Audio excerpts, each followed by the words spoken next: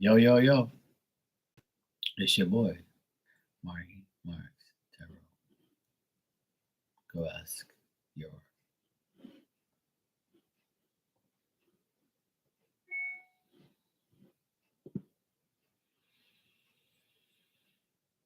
Hmm. I hope so. Nope, it's not. Shit. That's not mine. Shit. Shit. Shit.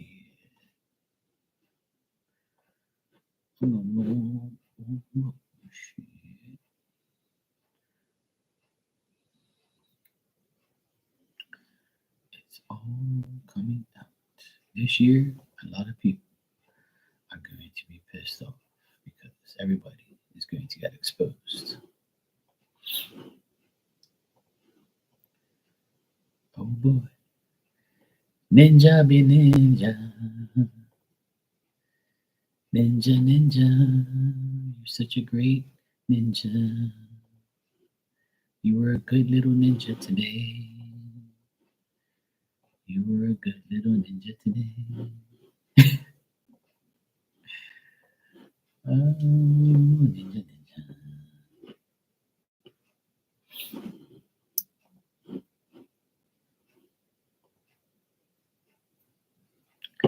My thumbnails are fine working for crying out loud. That's good. What the heck was I just gonna do just now? Yeah, that's what I was gonna do. Cool. All right, I'm up and running. I'm good to go.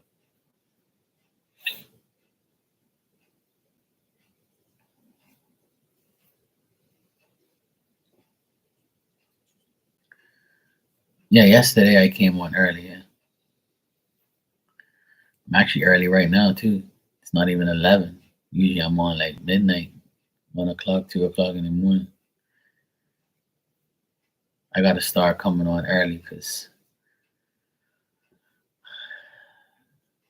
I mean, next weekend I'm gonna have to go to bed early because I have to take my nephews first thing in the morning to school at 8. So I can't get no late nights. It's not Nike. Yesterday I had on Nike. Today I got Adidas. All day I dream about.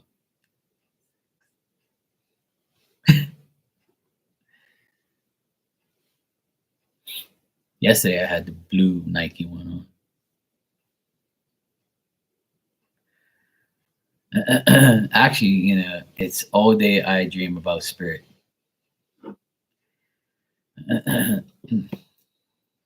Not sex. Well, you know, I try to.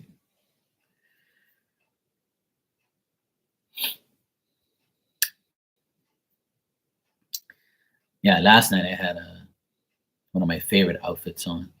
I had this outfit here. I had this color with that hat. Yeah, still right here. I just put it right there.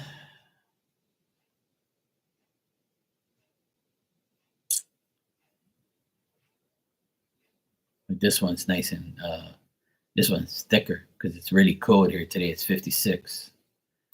Everybody's like 56. That's not cold. Yeah, well, it's cold to me. Damn it. Okay. So yeah, it's 56 tonight. I just went outside and took Diamond for her walk. And I was like, oh hell no. It's cold out there. And this one's nice and thick. I had to put something thicker on because I don't want to catch a cold.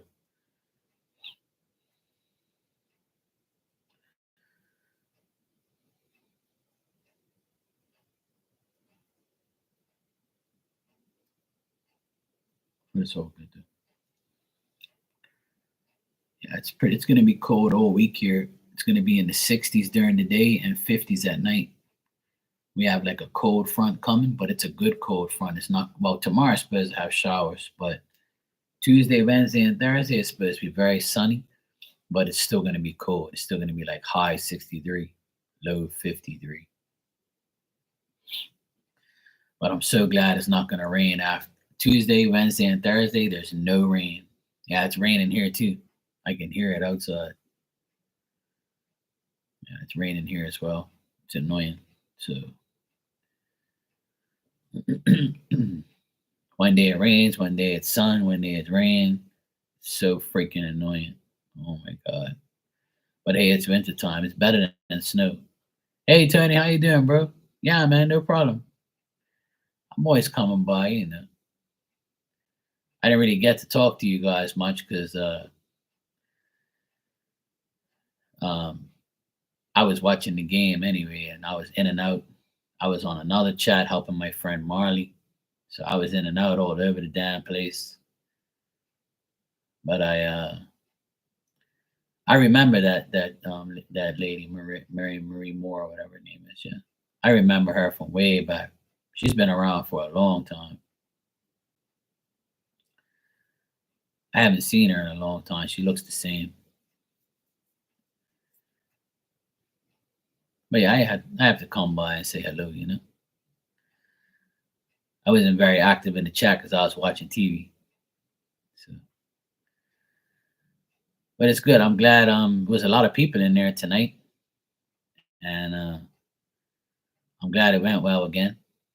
It's three success in a row. That's good. I'm happy for you and Star, and I'm happy that it's getting there. Yeah, my it's an all white hat, but with the Patriots guy. Yeah. Thanks. I got like a million hats. I got over 100 hats now. That's like 100 over. That's almost like maybe, yeah, that's probably 100 over there right now, and I have like another 60 upstairs. A lot of them were gifted to me too, so it's cool. Soon I'll have one for every day of the year. Nah, I'm just teasing.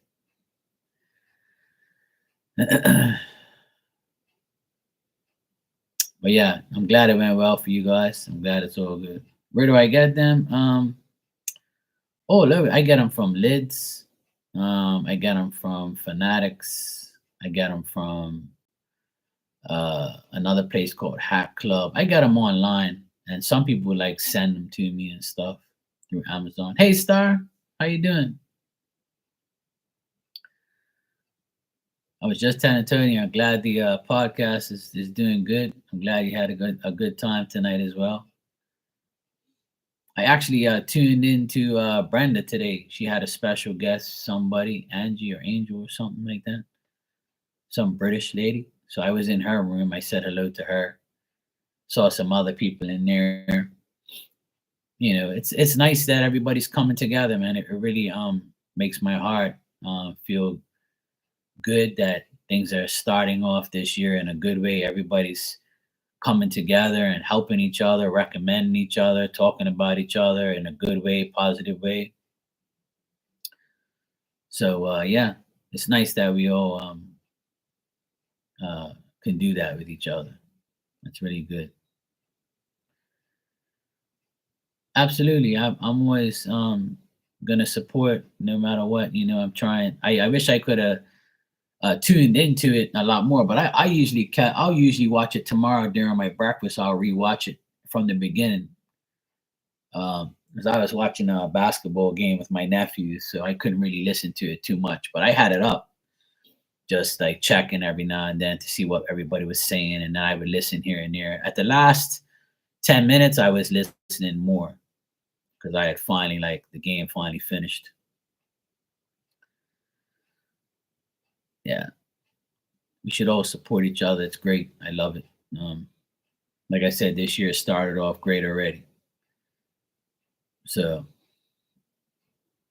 yeah, I was just saying Ninja was a good ninja today. She behaved. She was a good ninja. She did her job as a mod finally. We have to make sure Ninja takes care, of this, the chat. She was putting up the links. She was being a very good ninja today. You know. And when she retires, she could be a full-time, mod ninja. So that'd be great.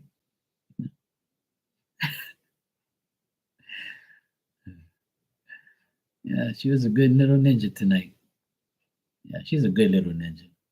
Sometimes she's a pain in my ass, but she's okay. You know. We have to give Ninja some credit, because she might feel left out sometimes. So we give her a little credit. Good Ninja. Good job tonight, Ninja.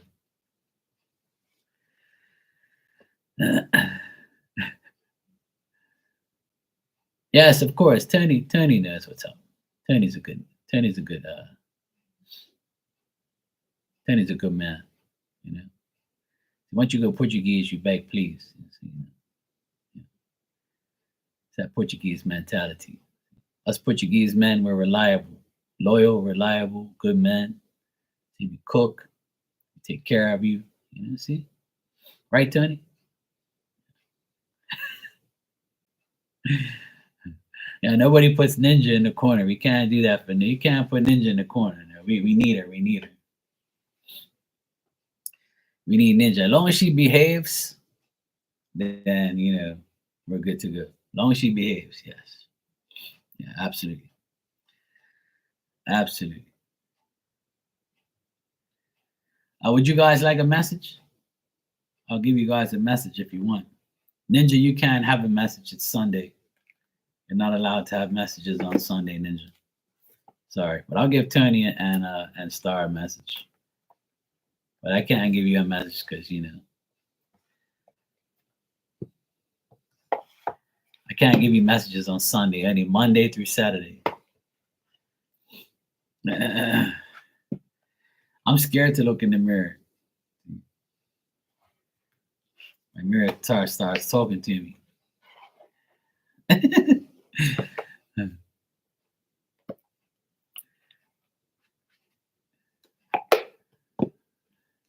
My mirror says, "Hey, what the heck are you doing, bro?"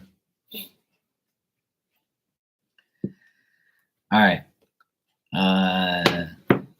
All right, Tony, I'll give you a message first. Being that you're a good boy today, I'll give you one. All right, Tony, let's see what we got for you, my brother. I saw Mike in the chat too. He mentioned something about his chart was something. I started laughing. It's like my buddy Mike.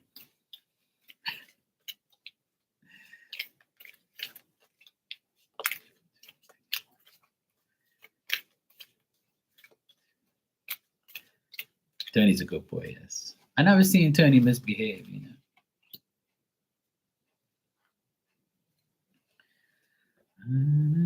Yes, Ricky, yes. I saw him. Hey, Marley, how you doing, sweetie? All right.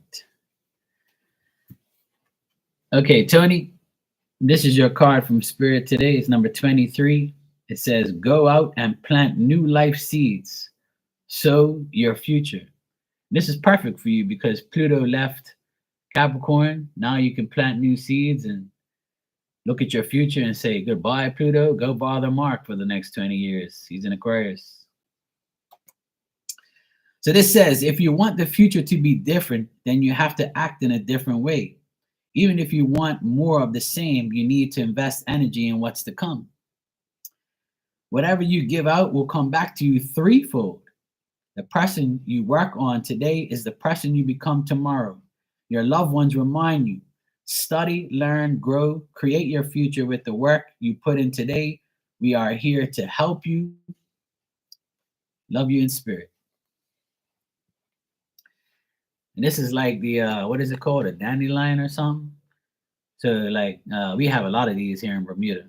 I actually picked one, I would say last week, Sunday. It's a week today.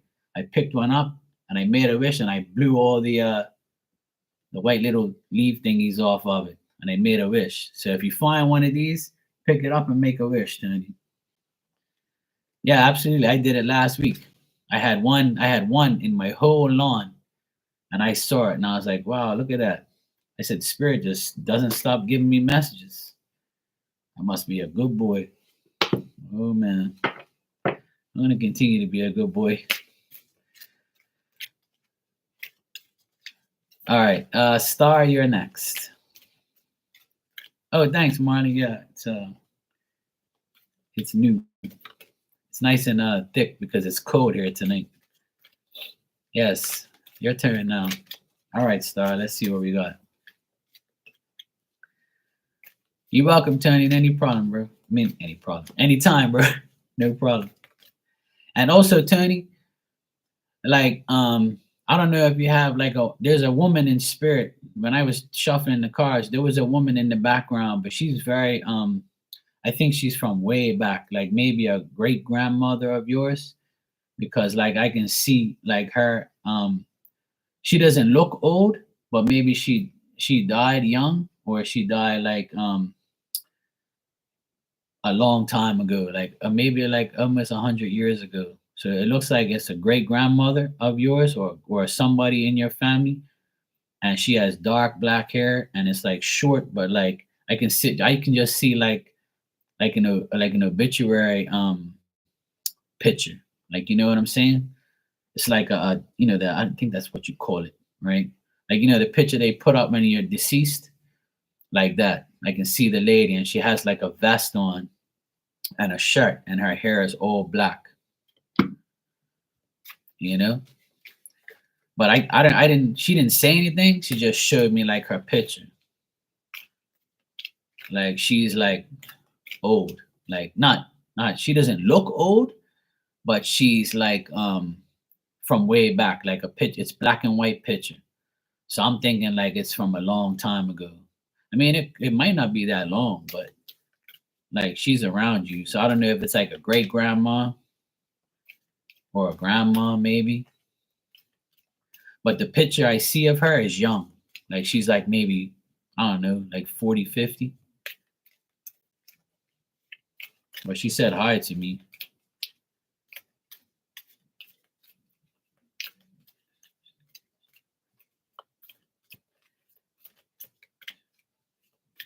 All right, Star, let's see what I got for you.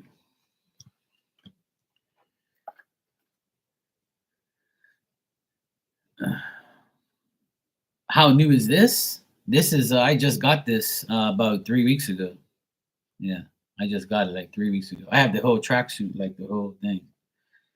I've always wanted this color, but I couldn't find it. I love turquoise looking colors and stuff like that. I love blue. So I always tell people to wear blue because blue brings communication and blue brings like, nice communication, nice energy. And plus, like I look good in blue. So yeah, I love this color. It was a hard time to get like this color. Like I searched everywhere for it. So yeah, I love blue. I wore this one yesterday, this blue right here, this baby blue one with that hat. I didn't pack it away. I've been lazy today. All right, Star, you got number 39. And this card says, you are ready for change of scenery. Explore. And see all the stars on it? Star for star. See that? This says your mind and body are ready for a new direction. Further investigation into all the options is suggested. It may be as big as moving house or simple as a weekend away from home. Your loved ones will bring you further signs which you will hear in your mind and feel in your body. Watch out for the signs as we will help you decide your next step. So there you go. So you might go away for like a dirty weekend, I mean a regular weekend and just explore and have fun, and just have a change of scenery. Go away for a weekend. I know you said you've moved like a million times lately, so I'm sure you're not moving again. But this is just saying like a change of scenery. So to me, that means that soon you might just go on like a weekend where you just hang out and have fun, and you might take Tony with you. So if he's a good boy, you know. So yeah, go out for a weekend and have fun. You guys deserve it. Change the scenery. Might go see some snow or go somewhere nice. Don't take Ninja, that's for sure. No, man. See, you just took the words right out of my mouth. See, we'll go visit Ninja. Oh, man.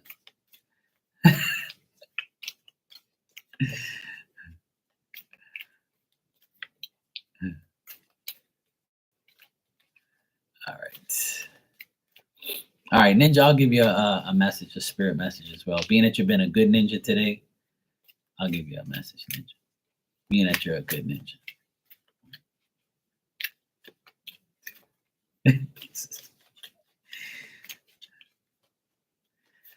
All right, my good little ninja.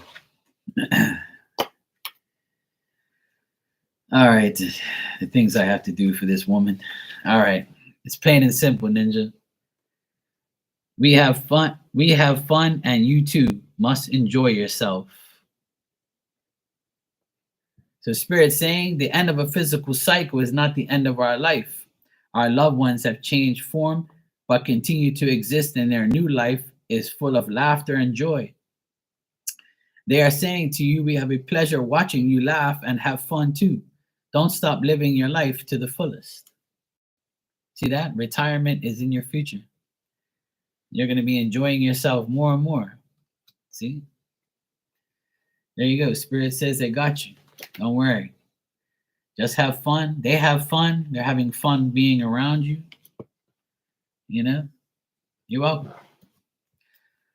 Marley, would you like a spirit message?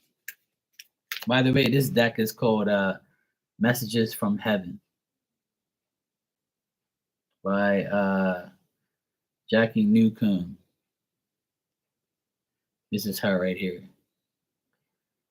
She must be related to Star. She looks like Star, doesn't she?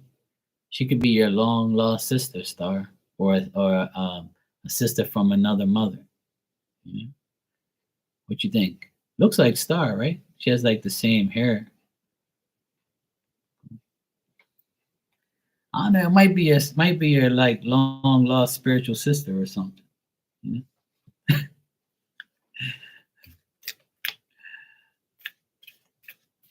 Oh, you got this deck? Oh, cool.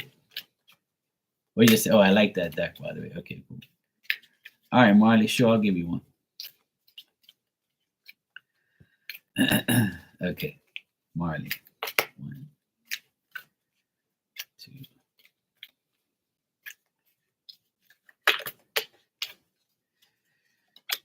Okay. Oh, look at that. Marley, you got the exact same card as Tony.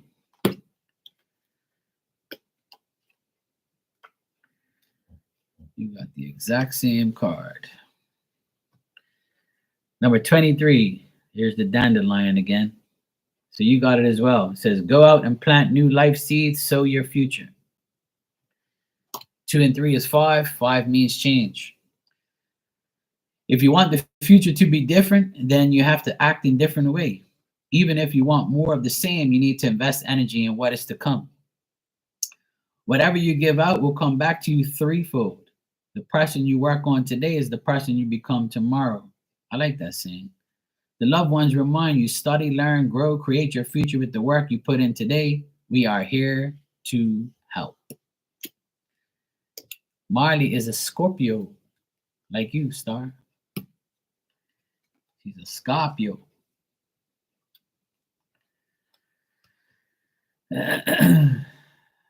Yeah, see that? Good people in good places. Can't go wrong.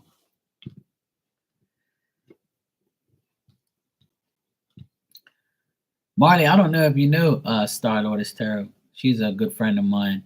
And Marley has a channel as well. I read from Marley in our chat room about a month ago or so. And we became friends after that. But I've known Marley for a while. I used to go in her room back in the day, but yeah. The community is all together. That's good. Well, you know, the good community. You're welcome, sweetheart. No problem. All good. Yeah, she has a channel as well. So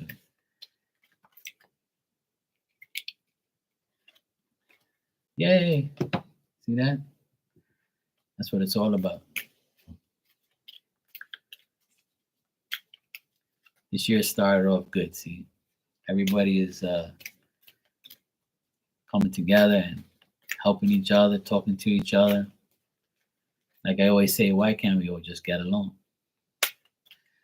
All right, I'm going to give myself a card. I've been a good boy today, so maybe Spirit wants to tell me something.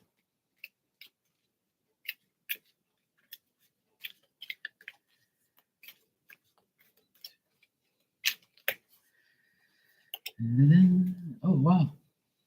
Oh, man. I'm going to cry.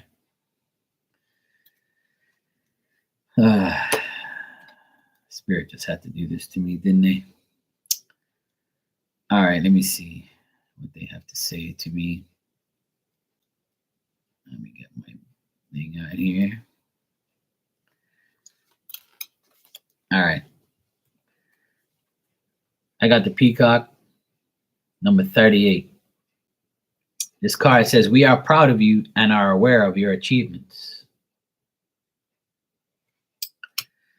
Even though your loved ones are no longer in physical bodies, don't think for 1 minute that they no longer care about you, because they do. They love to pop up during important times in your life, like birthdays, weddings, anniversaries, and introduction of new family members.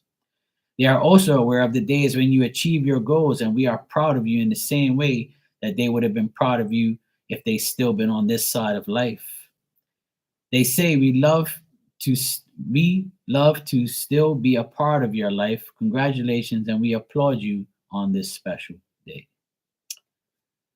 Ah, man. They really know how to get to me. That's nice. I like that. I'll try not to cry. That's good. I like that. We all got great messages. Nothing like beautiful messages from heaven. And that's weird because I said that earlier, and all week I've said like that stuff. Like, all right, Tony, take care, bro. It's good to see you always. No problem, anytime.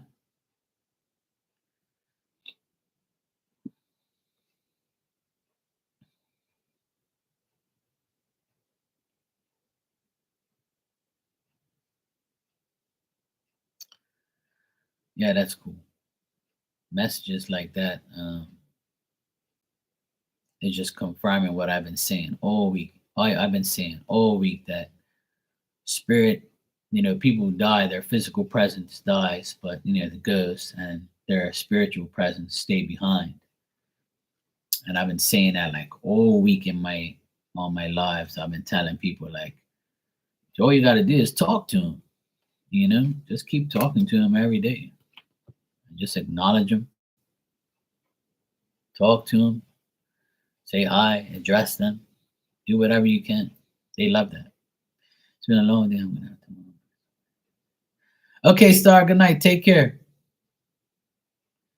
No problem. Thanks for coming by. I appreciate you guys. Thank you.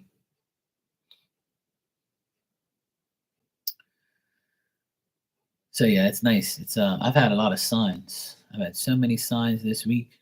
A lot of like signs, like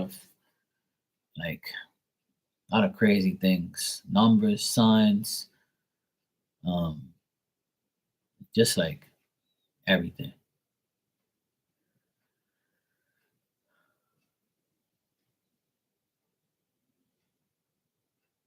But the mediumship stuff has been absolutely nuts, to be honest. It's been really like wow. Like really? You want to do this to me again? Is 444 good for you? Google it. Yeah, 444 is good. I feel like this is my soul. Yeah, Marley, you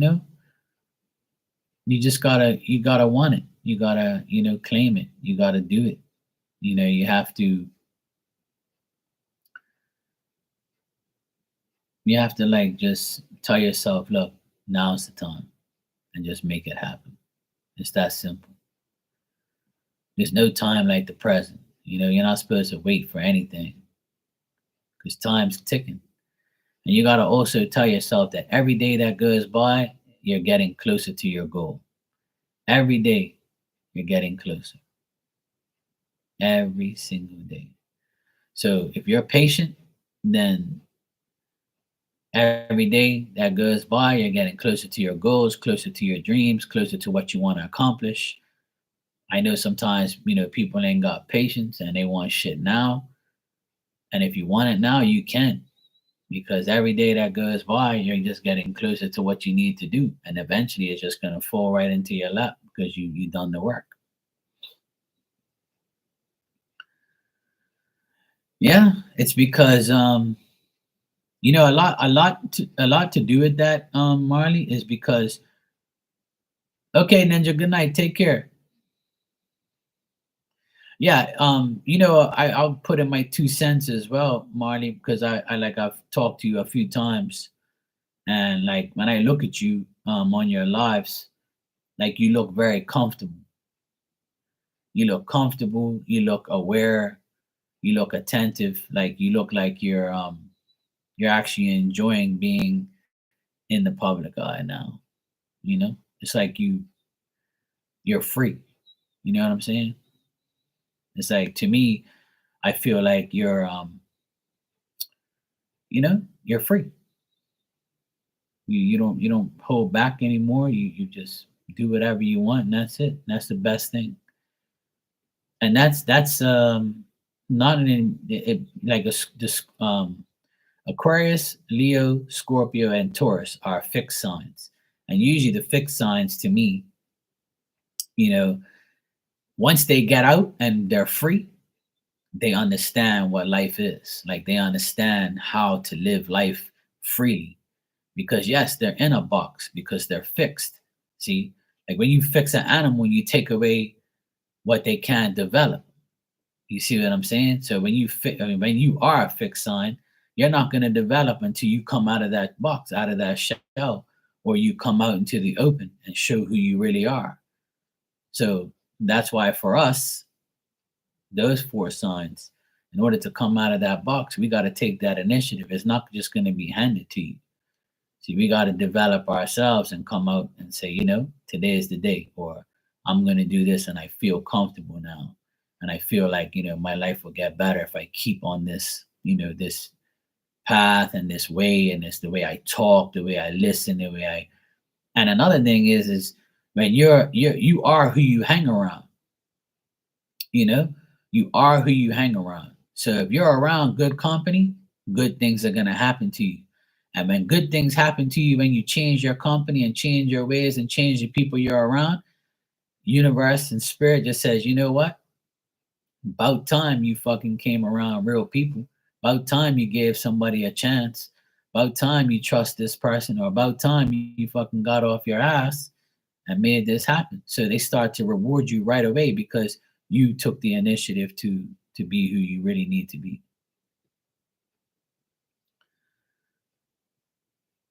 Yeah, but it's not, and that's the thing. If you see me every day on here, I don't give a fuck what anybody says or anybody does.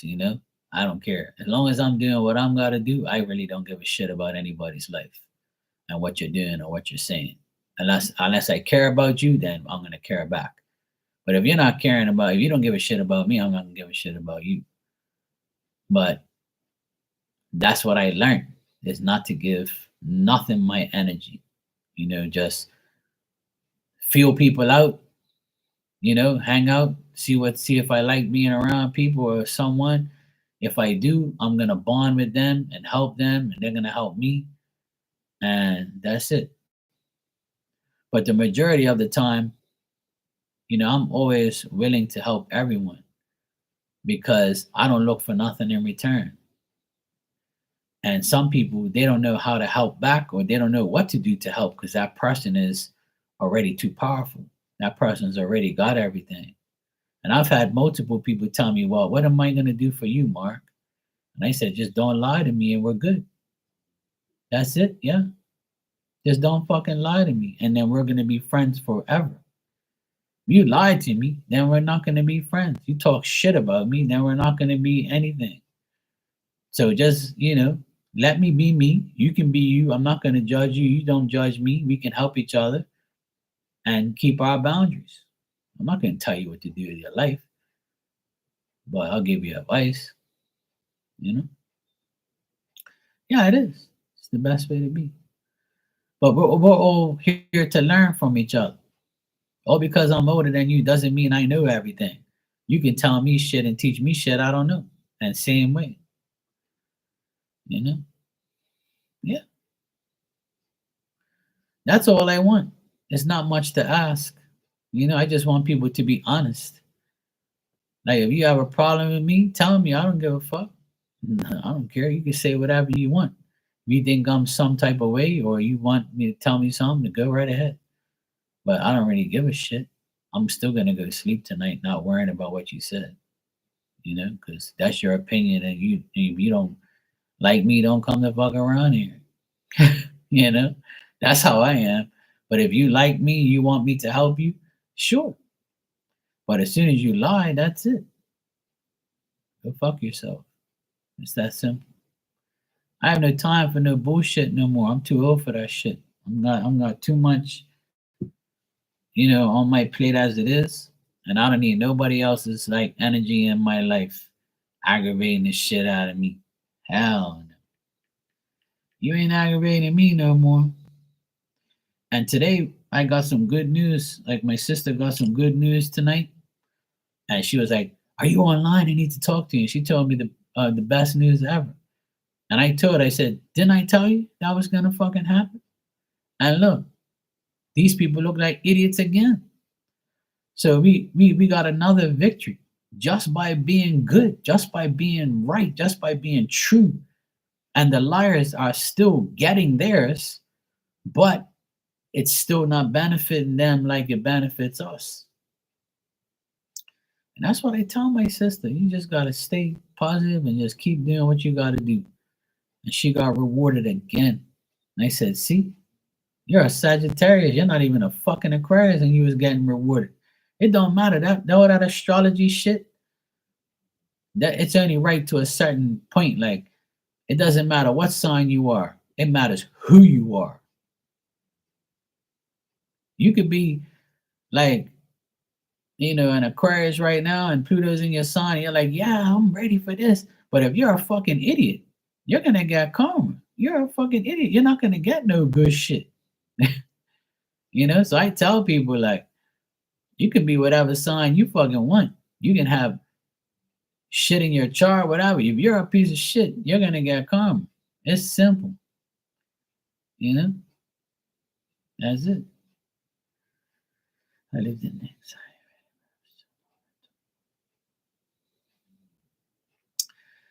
My sister was married for 20 something years, and she knew him for 25 years. And she was hurt when he left, when he wanted a divorce and she gave it to him. And then she was even more hurt when he, went with another woman after 2 months of separation. He had the nerve. He had the nerve to go and be with a hoe 2 months after they broke up, as if he didn't even give a fuck about my sister and his children and his home and his life. He gave up. He didn't try to fix the marriage. He didn't try to like fight for his kids and his wife. He was like, "Yeah, I'm going. I'm gonna go get my dick sucked from a hoe, and I'm fine. I'm great. This is life." That's exactly what men's mentality is. And a lot of women are the same way. "Oh yeah, I'm gonna get a new dick. I'm fine. I'm happy. I left my ex and I'm got a new person now." So you think because you got something old that's new to you is good? You just gave up your whole life. So you're going to hell, right? You just took your ticket to hell. Because when you leave your family and you cheat on your wife and you're not even divorced, like, this is what happened, like, to my sister. They just got divorced after 1 year of being separated. They just got their divorce papers last like 2 weeks ago. So it's been like a whole year since they've been separated and the divorce finally is finalized. But he, as a man, you're not supposed to leave your family like that.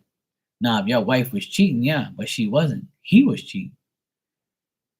And he don't give a fuck about his children. He ain't spoke to his children and he hasn't physically seen his kids in 6 months.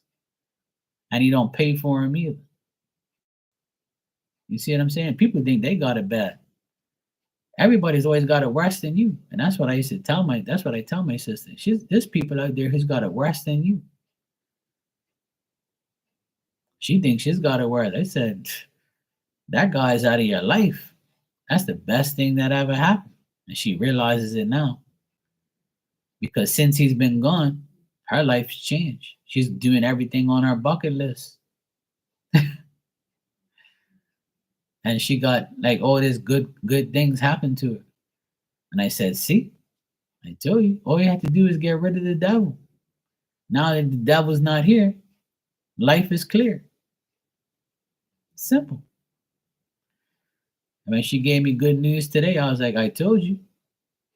She was like, I know you told me. I said, yeah, I know. I tell everybody, don't believe that getting a divorce is a bad thing. It could be a very good thing because people change. And like I said in your live earlier, I believe, right? My opinion, I believe that, getting rid of people or having somebody, people are in your life for a period of time. Some people are in each other's lives 5, 10, 15, 20, 25, 30 years. It don't matter. I had a best friend. We had each other's back. We did everything together. We were like, brothers. We helped each other through hard times. I knew him for like 15 years. He got a girlfriend. He got married. He didn't even tell me. He ditched me. He used to work with me. He just left. All because of a piece of puss. That's it.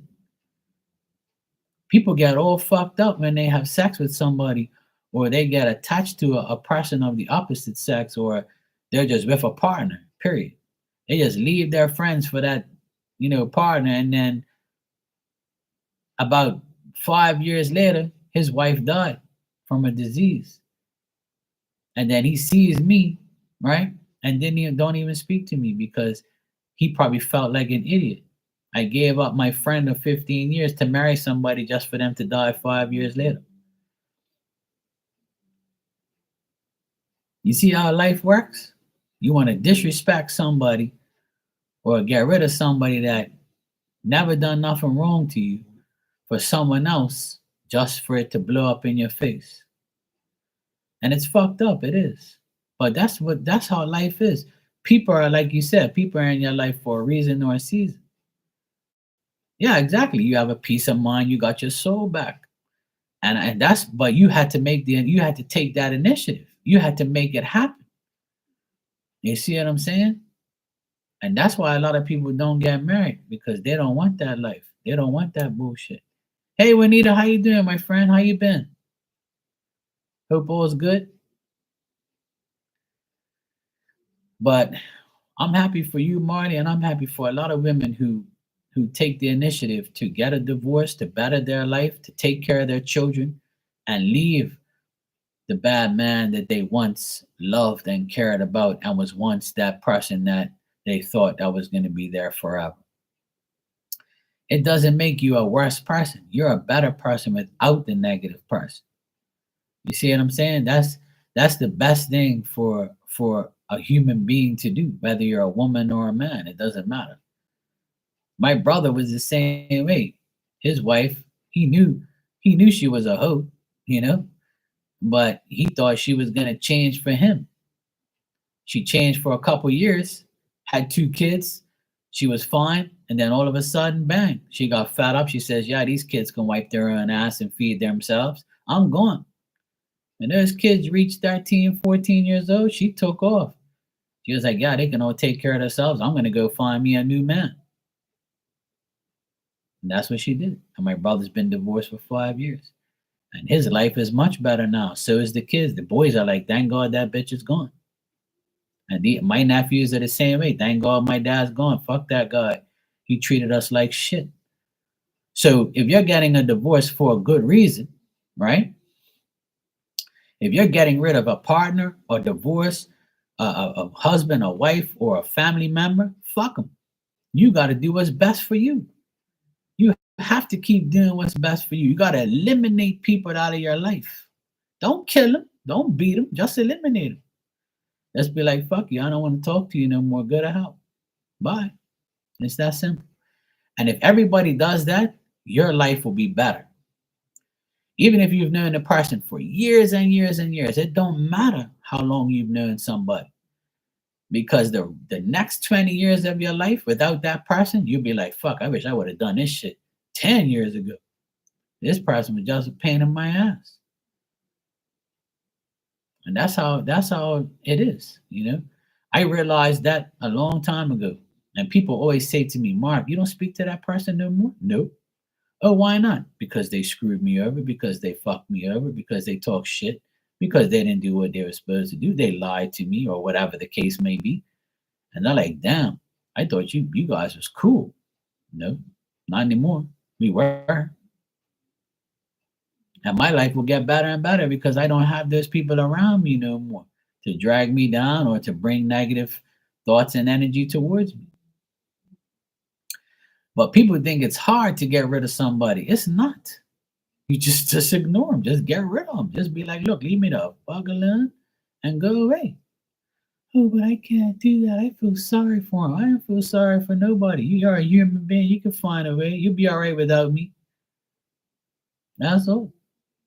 No way in hell. I don't want nobody around me like that. It's the same thing. I've been on here for 4 years and I've seen people come and go, and I don't have no regrets, and I don't miss none of those people that used to be in here aggravating the shit out of me or disrespecting me who was once my friend. I could care less. Because for every person that goes, a new person comes. People come and go. That's why that saying is the saying. And people have to understand that that's the way life is. You can't get a no, you can't not live like that. It's always going to be that way. And everybody that's listening to me now, you probably don't have the same people in your life you had 20 years ago in your life now. And that's a guarantee. I will put my life on it that you don't have the same people, the exact same people that were in your life. You can't even name 10 people in your life 20 years ago that's in your life right now. But I bet you can tell me 10 people that have gone out of your life in the last 20 years. And that's a fact. I'll put my life on that. Every single person that hears these words, I guarantee you know that's true. Sure as hell for me, I can count a lot more than that. I can count my hands and my fingers and my toes of how many people has entered and gone out of my life.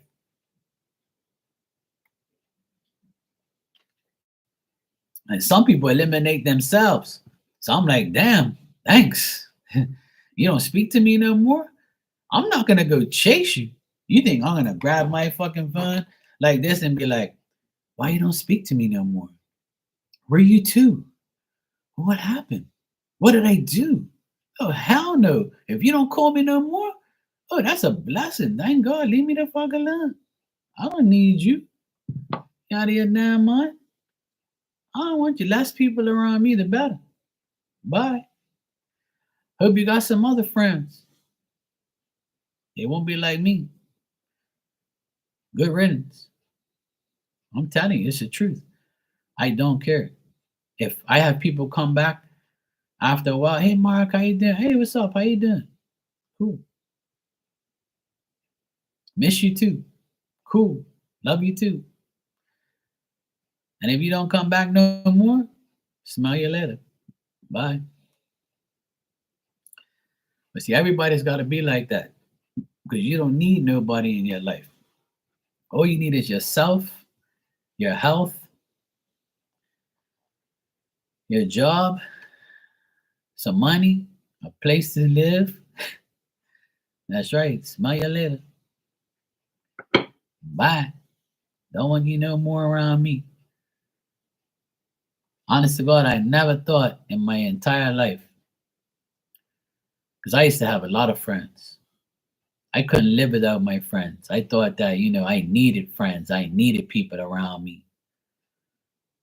But then I found out how fucked up people are. They just want to use you. They want to abuse you. They want to tell you how to live your life. They want to like cling to you. They want to borrow money from you. They want this from you. They want that from you. They're constantly like wanting something for nothing. So I realized that I don't need these people in my life. I'm going to cater to all the people that I love and care about. And the people who respect me, I'll respect them. And now I have like 5% of friends that whereas before I had 100% of people around me. Like now it's like down to 5%. I only have like a couple friends that I speak to, or I entertain, or I call, or whatever. But fuck that. Hell no. I don't need you. No, don't ever think that I need you. Because my saying has been for the past umpteen years, you will need me before I need you, because I'm independent. I know how to do shit. I'm smart enough to make ends meet or do what I have to do. I don't fucking need you. I only need God Himself. And He knows that I have His back, He has mine. And He will give me what I need. He'll put in front of me what I need. What I want is something totally different. I want fucking lobster. So I'm gonna go get it. But I don't need lobster. You got me? That's what I'm trying to say. Hey, Amanda. Yeah, it is. The smaller the circle, the better it is, because the less people around you, the less drama you're going to have. The less people around you, the less energy you spend, and the more you can put in your own life towards your kids, your family, your pet, your job, your career. More energy you put on yourself and put into yourself, the better you're going to be. Self love is the best love. But people think that, oh, I need friends. I'm bored. I need to be with 10 different people. I need to call Joe. I need to call Margaret. I need to call fucking Bill. I need to call this. No, you don't. Just keep your ass still and do what you got to do for yourself. Don't worry about these damn people. Mhm. You don't need nobody. You just need yourself. Trust me. And once you feel like that, and once you have that, you'll be fine. You ain't got nothing to worry about. And that's how I live my life. And that's how I live my life the past umpteen years. I don't get too close to anybody anymore. And my sister, like we have my sister and I have a mutual friend, but like this person, I don't really like trust them 100%. But my sister, like she's like one of those people who, trusts everybody and likes everybody and just wants to keep peace. And I told her, I said, look, I'm not gonna hang out with this person, and you can hang out with him, but not me. Oh, you're fucked up. You should, give the person a chance. I said, no new friends for me. I don't want no new friends. And if I do get a new friend, it's because I really like you. But I'm not gonna trust you. But if you give me a reason to trust you, then I'll love you. If I tell you I love you, then you're in good company. You're gonna have somebody that will always have your back. But if you fuck me over after 10 years of knowing you, I would drop you like nothing. I wouldn't even care. I wouldn't even acknowledge you. I'll delete you from my whole life. And when you come crawling back to say, hey, I'm sorry, I'm not even gonna listen to you. Because that chapter's closed already. You had your chance. You're gonna have to check me in a new life. Because if you give the person the time of day after they fucked you over, you just fucked yourself again. Because that person will do it again and do it again because you made them comfortable with disrespecting you. That's what people don't understand.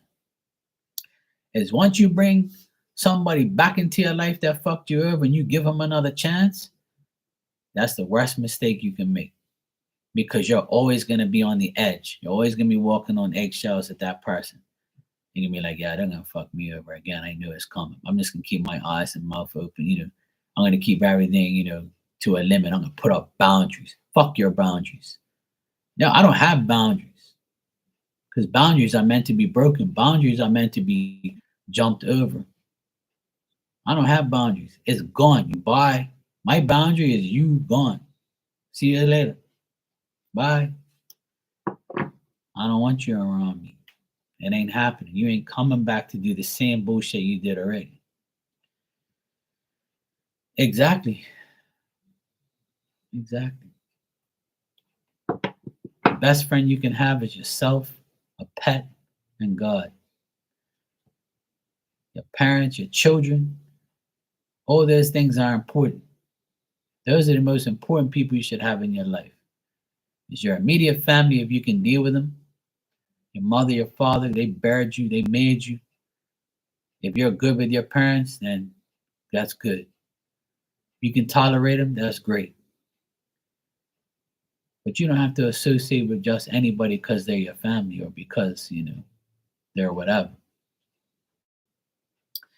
But the problem is people get too comfortable with disrespect. So they allow the disrespect to continue because you're comfortable with being disrespected because you think that, oh, it's going to blow over like the wind. People aren't like the weather. Don't believe that. When they're a fucking hurricane or they're a storm, they're going to remain that way. They ain't going to change. People don't change. It's very rare that a fucked up person becomes good. It's very rare. Because once you're on that path and you change, you can get easily triggered unless you're like super in tune to yourself and you got saved or you saved yourself or you really got programmed by someone or by God to say, yeah, I'm doing the right thing now. I'm never going to be that bad person again. And there is hope for people like that. Now, I'm not saying like it's not possible. People do change, but it's very rare. It's very rare. You like it's not. You're always gonna have like that evil side of you if you act like that from the beginning, or you are like that, or you had a phase where you were. You can always jump back into that shit because you got a choice. You got free will to be evil again. You got free will to fuck that person over again. So that's something that I've learned through my years of living is to never take nobody back. Don't do it. Don't save them. It ain't happening. I don't care if you've changed. You've changed for yourself. You won't change for me, though. Once you done me wrong, that's a wrap. And don't tell me to forgive you. Any person that can forgive you is God, not me. I'm not here to forgive nobody. I'm here to forget you. Bye. And by me disconnecting from evil and from negative, I bring in the positive. There's billions of people on this earth. So losing you is no skin off my back. Because as soon as I lose you, a decent person will come into my life. God's going to say, thank God, Mark, you got rid of that devilish bastard. Now we'll give you somebody decent. Here's your reward. We're going to bring Amanda in your life. We're going to bring Juanita in your life. We're going to bring Marley into your life. And we're going to get rid of all these other motherfuckers out here who talking shit or envies you or jealous of you. You got rid of them, we're bringing these people here. Simple. That's how it works. You get rid of shit and good stuff comes. Now, people are not willing to do it. They like shit. They want that negative person. They're comfortable with the disrespect. And that's why people don't evolve. It's never too late. It's never too late. You can make it happen. You can get there, trust me. If I can do it, you can do it.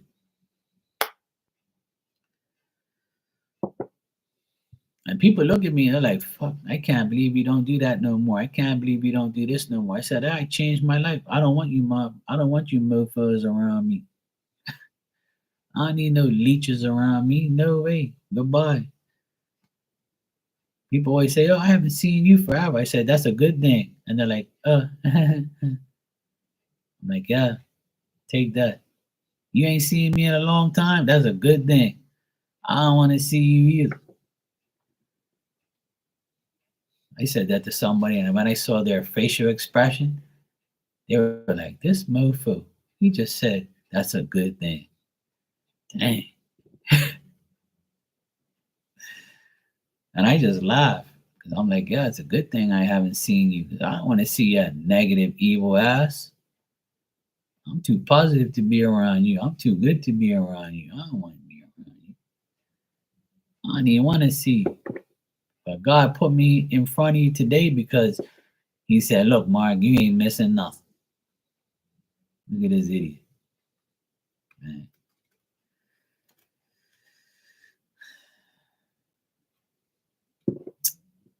It's life.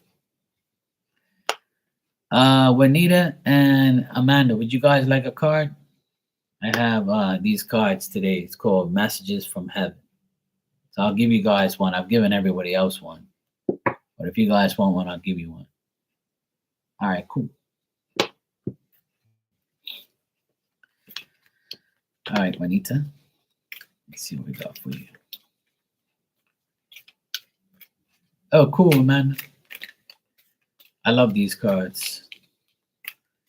Spirit message cards are the best cards to me. It's a better connection. I like it.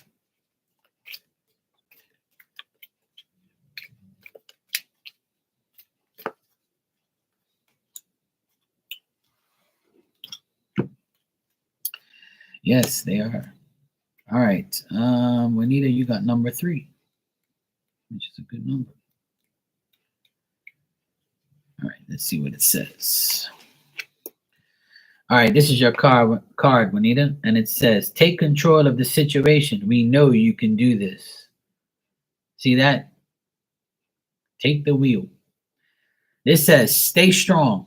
Inside you have everything you need to make it happen. The skills are already yours. Your loved ones are saying, stand your ground. You can handle this. We are here to help you. Amen.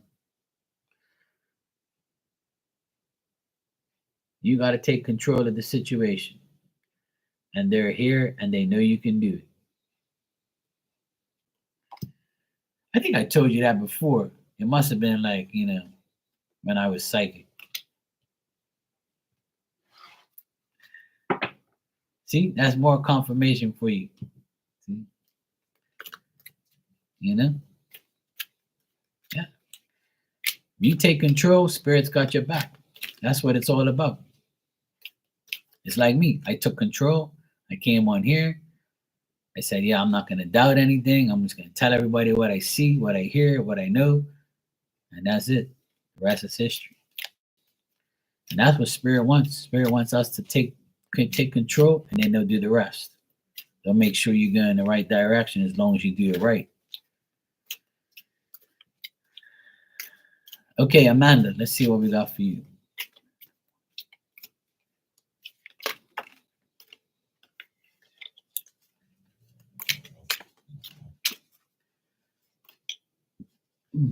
This card came up already today. All right.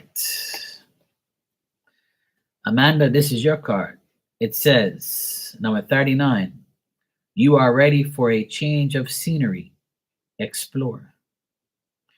Your mind and body are ready for a new direction. Further investigation into all options is suggested. It may be as big as moving house or simple as a weekend away from home. Your loved ones will bring you further signs which you will hear in your mind and feel in your body. Watch out for our signs as we will help you decide your next step. There you go. They're saying you're ready for the change. All you got to do is explore and they will put you there. No problem. Like I tell everybody, you do your part and they'll do theirs. But you got to do your part first to prove that you're ready to be helped. See, we can't just sit back and say, Spirit, please help me. I don't know what to do. No, you got to do it. And then Spirit's like, oh, finally, your dumb ass is ready. Okay, here we go. Now I will help you now. We'll help you now. Okay, Mark, we're going to help you. Finally, Mark, you got off your ass and got your channel. You got everything. Here we go, Mark. There you go. Yeah, these are nice cards. I love them. I got a really nice card myself earlier. No problem, Amanda. I appreciate you being here. I was telling Star and a few other people earlier that everything's happening this year. Like everybody's being put in the right places, and we're all becoming friends, and everybody's helping each other. It's like a blessing to have everybody around. It's like the energy is so positive. Like I don't feel any like bad things when I'm around you guys. Like whereas before I'll be like, yeah, this mofo is in here acting crazy, or this person's in here they're gonna aggravate me, or like I got all clear, good energy now. It's nice. You're just listening with your eyes closed. As long as you don't have dirty thoughts, then we're good. Marley comes out of nowhere. I'm just listening with my eyes closed, by the way. And I'm thinking of all these things.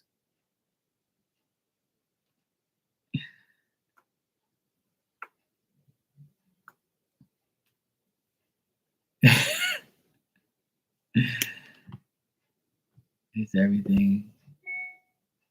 It is everything. It's changed and I can't wait to see Star on the third. Oh yeah, absolutely. Yeah, dirty thoughts make life fun. We were allowed to be dirty. It's okay. As long as it's not like, nasty. I got this card earlier. It says, we are proud of you and your achievements. So, I almost cried, but it's all good. I got a beep here. Oh, thanks, Juanita. I appreciate the donation. Thank you, sweetheart. You didn't have to do that. Thank you. I appreciate that very much. It's very nice of you, sweetheart. Thank you. I appreciate that. Appreciate it very much. Yeah, this I those guys asked me to pull a card, so I said, it says, we are proud of you and aware of your achievements. See, that's just more confirmation for me. That's it. Spirit knows what's happening. I try my best. I really do. I just want everybody to be happy. That's genuinely how I feel, for the past few years. I appreciate that, Juanita. That's very kind of you. I appreciate that very much. Thank you. God bless you, sweetheart. I appreciate that. And it's nice to have finally have good people around me. And I used to tell everybody I have a few people I need to get rid of in my life. And once that happens, everything's gonna be all right. And the last bad person I had in my life was my brother-in-law. And when he left back in April, May, he left this house, everything has gotten better. It's fucking amazing. It really is. And that's why I stress to everybody, please get negative people out of your life.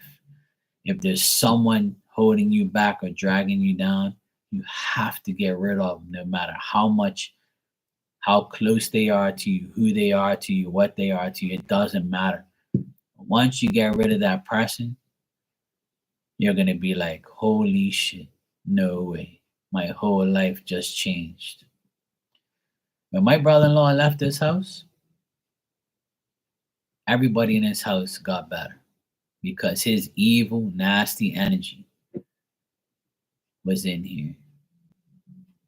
And ever since he's been gone, everybody changed. Everybody's just like we're like what the fuck moments every day.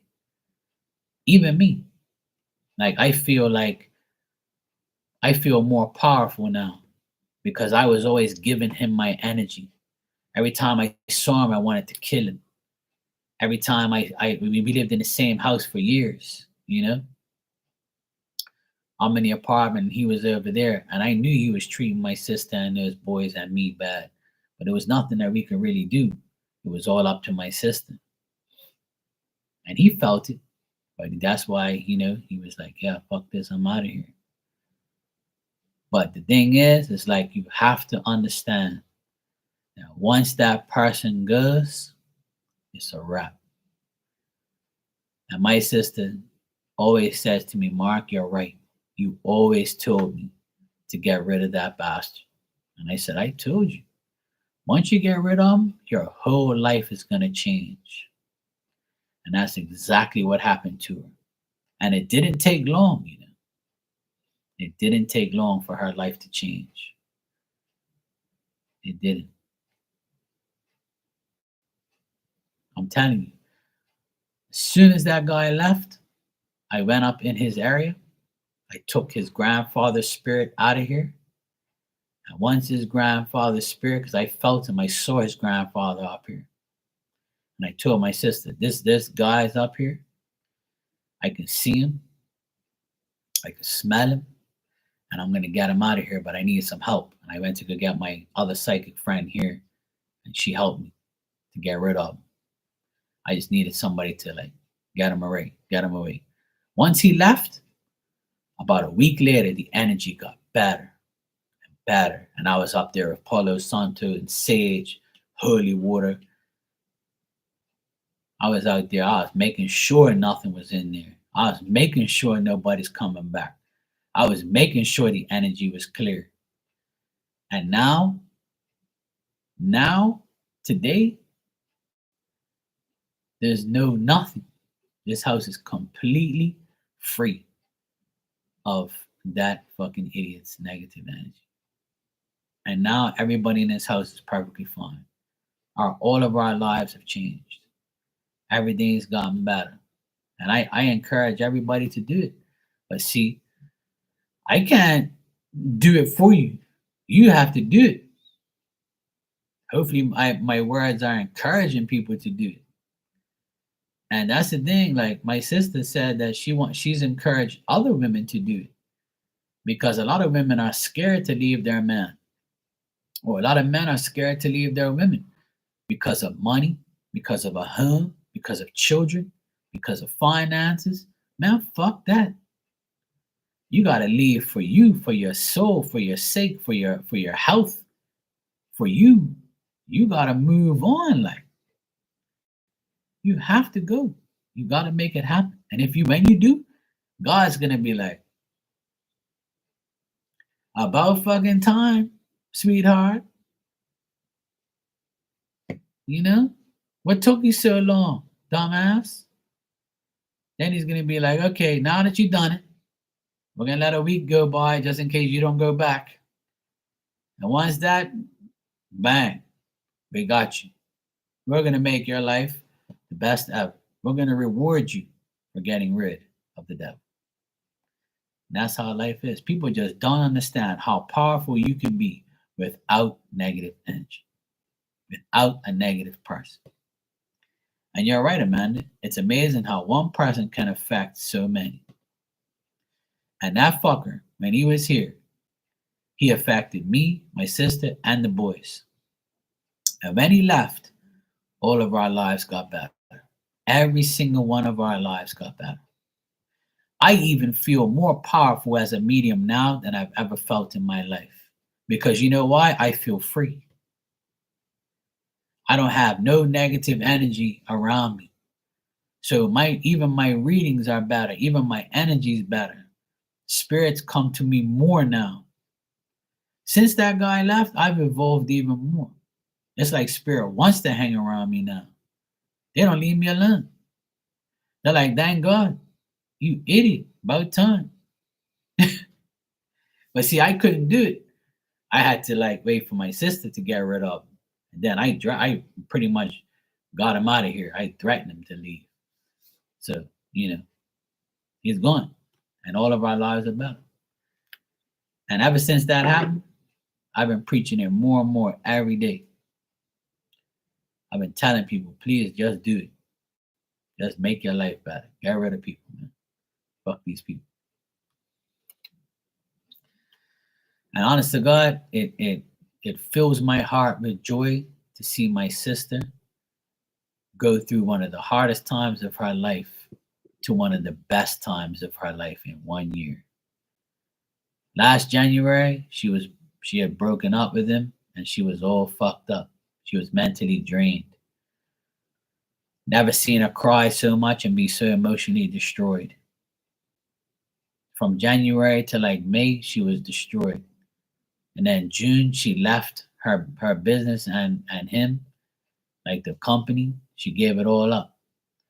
And she was off. She didn't work. She just found a job in November. And she found the best job of her life. See how life is? And I said, see, I told you. And she goes, well, Mark, it happened at the right time. The boys are older.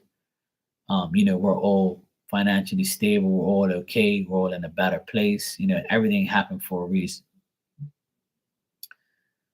And I said, I told you that this was going to happen. Once you got rid of that guy, your whole life is going to change. And she's done so many things that she's never done before because he wouldn't allow her to do it. He was a control freak, narcissistic bastard.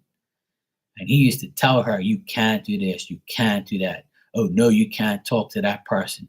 Why do you have this person on your Facebook? Get this person out of here. You can't talk to other men. You can't do this. And the kids, you can't go play volleyball. You can't go play basketball. You got to be home. Then he used to tell me, you can't, who can do what? This house don't belong to you. This house belongs to you and my sister. I'll do what the fuck I want. Who do you think you're talking to? And he'll leave me alone. He'll be like, yeah, I can't tell Mark what to do. But I can go tell my wife and my kids what to do. He couldn't tell me what to do. He tried, but it weren't happening. I told him, you ain't talking to me. You better leave me over here in the apartment and don't talk to me. Don't say nothing to me, bro. Don't tell me what to do. You're younger than me and you ain't telling me what to do. And this ain't your house. It belongs to both of you. And the majority in this house wants me here. And if you don't, you're too bad. You're outnumbered. And in the end, it was hasta la vista, baby. Goodbye.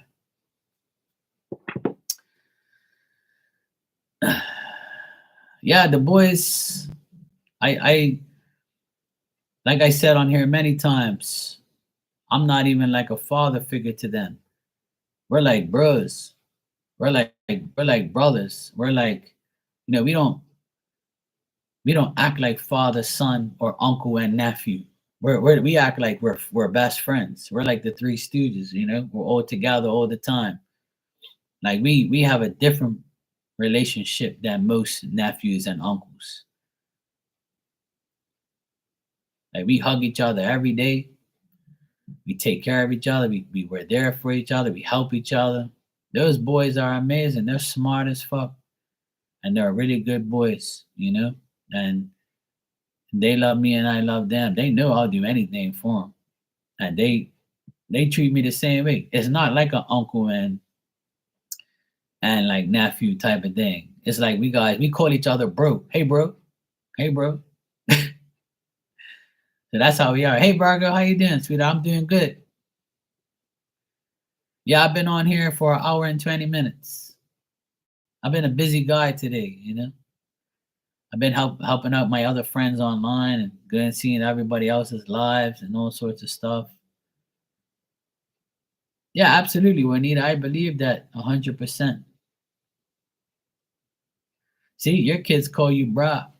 Yeah, see, that's a great relationship. See, back in the day, I couldn't call my parents bra. They would have slapped the shit out of me. Call me who? You better call me mom and dad. I'll shove this wooden spoon down your goddamn throat. I'll throw my fucking slipper at you. Call my dad, bro. He'll slap the shit out of me. What? I told my dad about 2 weeks ago, I said, what are you, stupid? He goes, don't you dare call me stupid. I said, well, you're fucking acting stupid.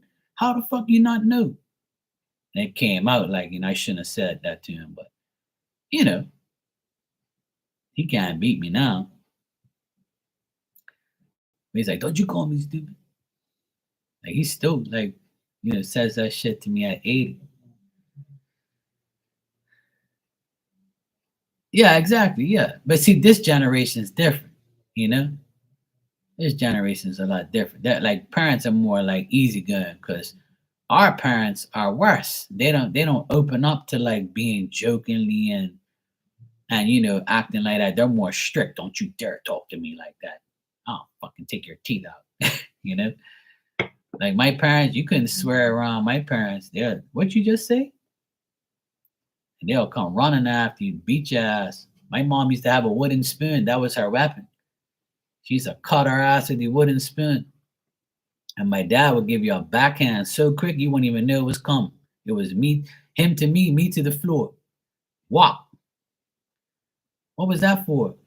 I heard what you said. My parents weren't abusive or nothing like that. They hardly hit us. But sometimes we needed a cut ass. But now, nah, man, they don't hit nobody. They just take your PlayStation away. That's like the worst karma for a child now. I'm taking your PlayStation. I'm taking your phone. I'm taking your iPad. Oh, mommy, please. Not my iPad, not my phone. You take anything electronic away from your child, that's like beating the shit out of. It is. That's how they are now. You can't play PlayStation for a week. I'm unplugging it and taking it in my room. But mom, I love you. Please, mom, no, not my PlayStation. You could beat me. Here, beat me, please. I want my PlayStation. I want my phone. Hey, I'm telling you, that's how the generation is now. Fuck that. If you guys hear my dog snoring out of control, look, she's got her tongue out.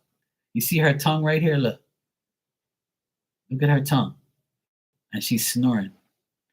Look at this damn dog. How the fuck you sleeping with your tongue out?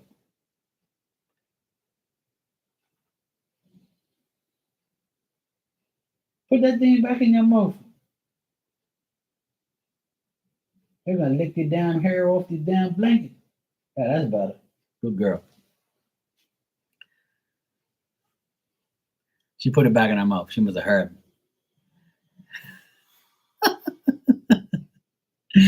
I swear she is the most funniest dog ever when she sleeps. She snores like super loud.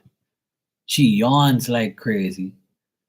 And she like she had a that's the furthest I've ever seen her tongue out during when she slept.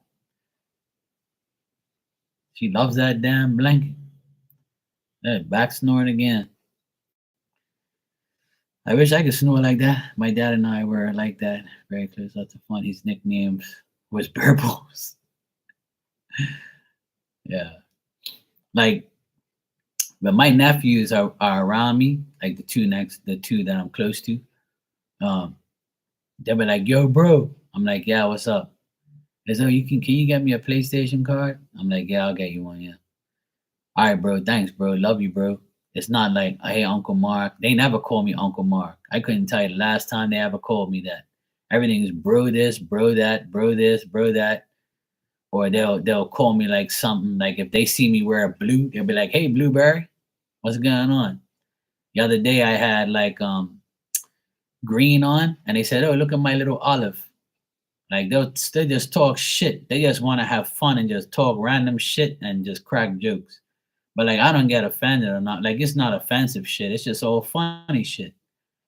Because they know like I wear different shit every day in different colors and stuff. So they'll call me like certain things. Like when I wear purple, that's like, oh, how's Barney doing today? You know, if I wear orange, they'll say, "Hey, look at my little pumpkin." That's what they do. Like, so they like to talk shit. Yeah, they. That's how I am with them, and even my other nephews. They'll come up to me. They never say Uncle Mark. They'll be like, "Hey, bro, what's up?" Or they'll say in Portuguese, uncle is Titi. They'll be like, "Hey, Titi." I'll be like, "Yo, bro, what's up?" And then they'll come up to me and help me up or hug me or something. But they're older now, so. But the two youngest ones are 14 and 16, and they give me a hug every day, sometimes two. Or it depends on what I give them or what I get them. And then these two, the youngest ones, they'll say, "Hey, bro, are you going to that place again in town with the donuts?" I'm like, "Well, yeah, I can go there before I come get you guys at school." Because I've been picking ever since my sister had a job in November. I've been picking them up. She takes them to school, and I pick them up from school. And so I'll say, "Yeah, I'll go there before, or we can go after school. We can go, and guys can pick up whatever you want." So one of them likes chocolate muffins, and the other one likes chocolate donuts. And I'll just get like something as well. I might get a donut or a croissant or something or whatever. Whatever's there, I'll probably get one too. And ever since they've had their bank cards, right? Because now they have debit cards now. So one time, one will pay one day, the next one will pay. Yesterday, my nephew, my oldest, the 16-year-old, he goes, I got you, right? So he pulls out his debit card and he puts it there and he pays for it. And all he bought was junk, donuts. He bought 2 bottles of water. He bought donuts. He bought cookies. He bought like these sour things, and then he bought a chocolate for his mother. He bought a donut for his brother. He bought me chocolate covered almonds, and he bought like about 10 things for himself. But see, he's considered like he used his his earnings and his money. They're 16 and 18. I mean 16 and 14. I have 6 nephews, right? The oldest is 21. He's in college. His brother is 18 and he's in college. That's my two oldest are the actually no, they're the two. They're my sister's oldest kids, my oldest sister's kids. Then my brother has 2 boys as well, 17 and 19. Because I forget their ages sometimes because they grow so damn fast, time flies. But they're 17 and 19. And they both have jobs now. But the 17-year-old, he goes 18 in February. He's in Aquarius like me. And he's gonna graduate this year. So after he graduates, 4 of them will be graduated. 3 have graduated, 2 are in college. The 19-year-old, my brother's son, he works full time. He's got a good job. He makes good money. And he decided not to go to college. He just wanted to go to work, which is fine. The 17-year-old, he's got a part-time job and he's still in school. And then the 2 youngest are with me. They're my sister's youngest, and they're 14 and 16. And they recently got their debit cards, and they had money in there from all like everybody giving them money for birthdays, family, and we used to send money to their accounts so when they get older they can use it. So they're like, I got you, bro. I'll pay today. And I'm like, thank God you're paying. I've been paying your whole damn life. I said, I paid so much for you guys and even my damn kids. So I talk shit, and they're like, I got you, bro. Everything is, I got you, bro. And then they'll put their card and they'll be like, yeah, see that? It worked. Hey, they're all right. They're so hilarious. They are so hilarious. And I tell them, you better pay because I've been paying for you my whole damn life. What do you think this is? You think I'm rich? They're like, yeah, man. Because they know I do psychic stuff, right? Not all of them. These 2, they know because they live with me, so they know. So they said, oh, you got a PayPal account? Oh, you can buy us PlayStation cards, but we'll give you the money. You just have to buy it because the PlayStation cards, they have them on card delivery and it takes PayPal. So what I tell them is, you give me the cash and I'll pay for the cards. And then it's like a tax. So if you get a $50 PlayStation card, the tax is like $6.99 on top of that. So they go, it's okay, bro. Your PayPal's fat. You're making all that money online as a psychic, so you can pay the tax. It's your contribution to us. And I look at it, I'm like, oh really? Oh really? Yeah. So you think that I'm rich and I'm online and my PayPal is fat and I've got a serious PayPal account and I can pay your tax of your damn cards? Is that right? He goes, yeah, you can pay for it, bro. We love you. And they'll give me a hug. And then my sister will be dying in the background. She'll be laughing like crazy. And I'm like, okay, yeah, hopefully I got some readings, I can pay that tax all the time. And I said, look at all the times you got PlayStation cards. There's taxes. I could have got my own damn PlayStation card. I could have had an extra $100 in my PayPal because of your damn tax. So they're like, yeah, we love you, bro. I'm like, yeah, I love you when you're asleep. That's the best time. So we have like sayings and we laugh and we help, they're good. They're good. They've been through a lot this year with the divorce and everything, but they're strong boys, man. A lot of children can't handle that shit. They go through a divorce and it fucks them up mentally. But for them, it was the best thing that could ever happen because they didn't like their dad because he was a dickhead. And they had me, see. So because they had me in their life, it made things a lot better for them. Because they told me that, hey, bro, we know you don't like daddy. I'm like, no, I don't. I said, he could rot in hell or like here. But I never told them not to like him. But I used to tell him, I don't like your dad. Fuck him. He can rot in hell. I can't stand him.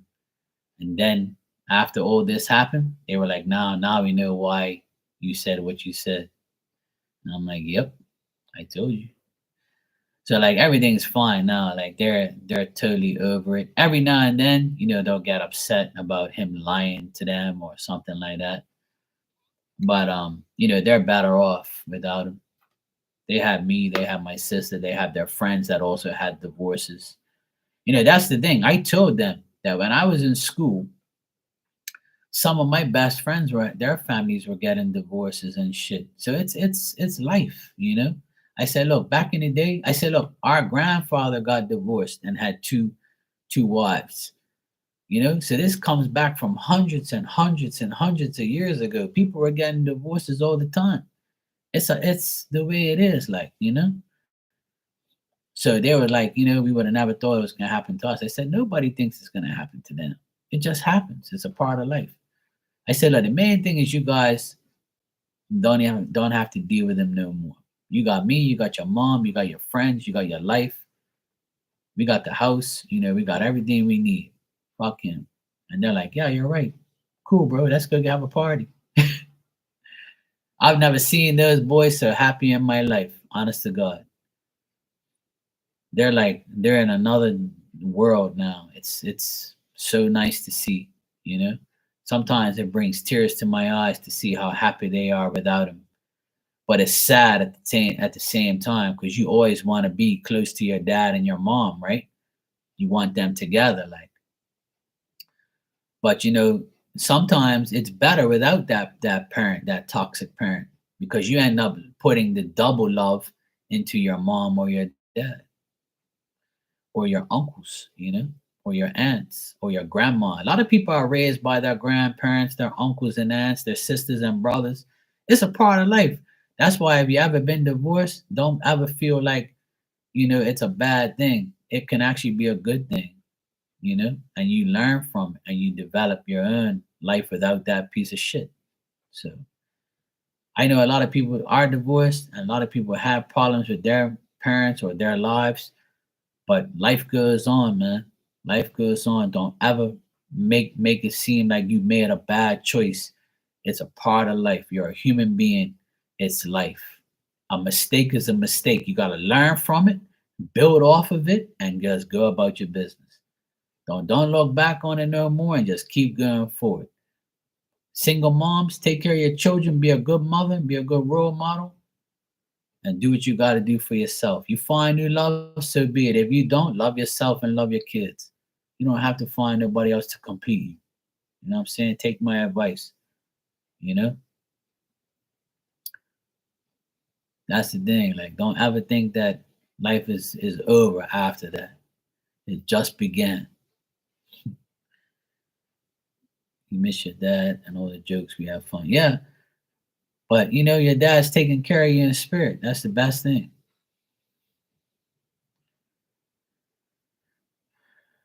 Her and her 6-year-old daughter are living with us. It's been great. I'm super close to my little girl. Yeah. And that's the thing. Like, you know, everything happens that way. We all make bad choices. You know, when somebody marries somebody, right? It's never guaranteed. I'm gonna tell you guys something. You can take it how you want. But the only thing that's guaranteed in your life when you're born is death. When you pop out of that coochie of your mother and you go into that doctor's hands and that nurse washes you off and gets you ready to go back in your mother's hands, after you go in your mother's hands, after you're all cleaned up and you're in that little cloth and they're looking at you, the only thing that world is giving you that's a guarantee is you are going to die. That's it. There's no guarantee that you're gonna get married, you're gonna be divorced, you're gonna have kids, you're gonna be a fucking psychic, a millionaire. None of those things are available to you. That's free will. Free will is for whatever you do. God says, look, you're born, you're on your own now. Your mother and father, whoever, is going to take care of you if they want to. You might do this, you might be that. Your life is going to go the way you choose it to go. But I can guarantee you one thing. I bring you in this world and I'm going to take you the bug out of it. Simple. That's the only guarantee that you have in your life. So make the best out of it while you're here. Because after that, you come here in spirit. And you can either do the same thing when you're in spirit. You can just hang around wherever you want, or you can help your loved ones. You can help your family. You can be there for your family. You can live in the same house as a spirit. You can do whatever you want. You have free will. And then the next guarantee you have in spirit is whatever God wants to give you. He can guarantee you, hey, your spirit can last, but if you keep doing dumb shit, your spirit's gonna die too. And so is your soul. And that's the bottom line. Whether you think of that or love or know that, whether you believe that, that's up to you. It's that simple. When you go into spirit, he's going to say the same thing. Your one thing you're guaranteed in spirit is your spirit will die too. You just got to make it happen. You keep acting up or you keep doing dumb shit, or if you ain't going to be a good spirit, then it's time for you to go too. Good riddance. Next. Life is like that, whether you believe it or not. That's exactly how it is. There ain't no ifs, ands, buts about it. And that's why I live my life the way I do now. I used to be scared. I used to like say, nah, I ain't gonna do this. I'm not gonna do that. I don't know if I should do this because this person is gonna think this of me. And now I don't give a shit what anybody thinks. What you think about me is not gonna define who I am. Your opinion of me don't matter. I don't give a shit what you think about me. If you think I'm a great person, I respect you and love you for that. If you're my friend, that's a great thing for you and a great thing for me. We can all get along. If you're here today in 50 years, you're not 20 years, you're not here no more, it's all good. Wish you the best. Go do what you gotta do. You don't need me. Go do what you gotta do. Live your life.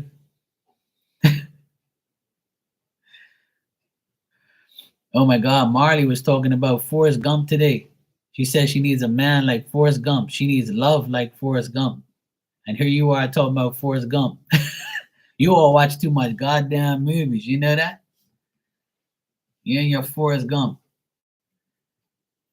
To be honest, I never watched that. I never watched that movie. I don't watch movies like that. I've heard of it, but I never watched that. I watched like bits and pieces of it here and there, but I was like, I can't watch shit like this. You know, I don't really watch movies like that. I watch sports, yo. Mm-mm.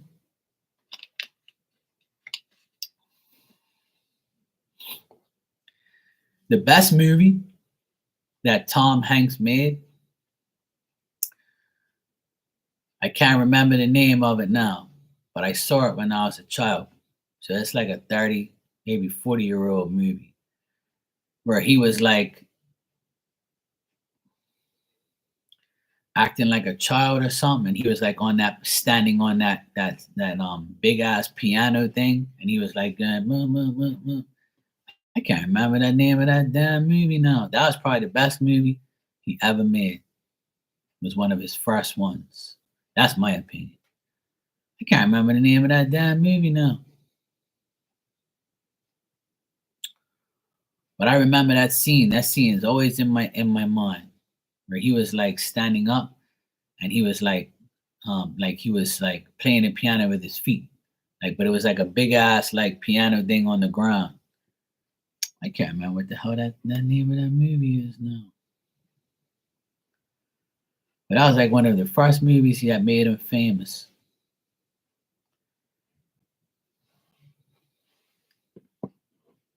Is it Tom Hanks? Yeah, Tom Hanks. Yeah, that's bothering me now. I used to know the name of that movie, but I can't remember it now.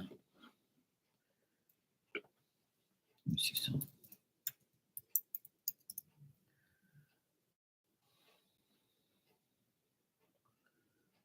Oh, Big. That's what it was called. Big. Yes, that's the name of the movie. Big. You guys ever saw Big?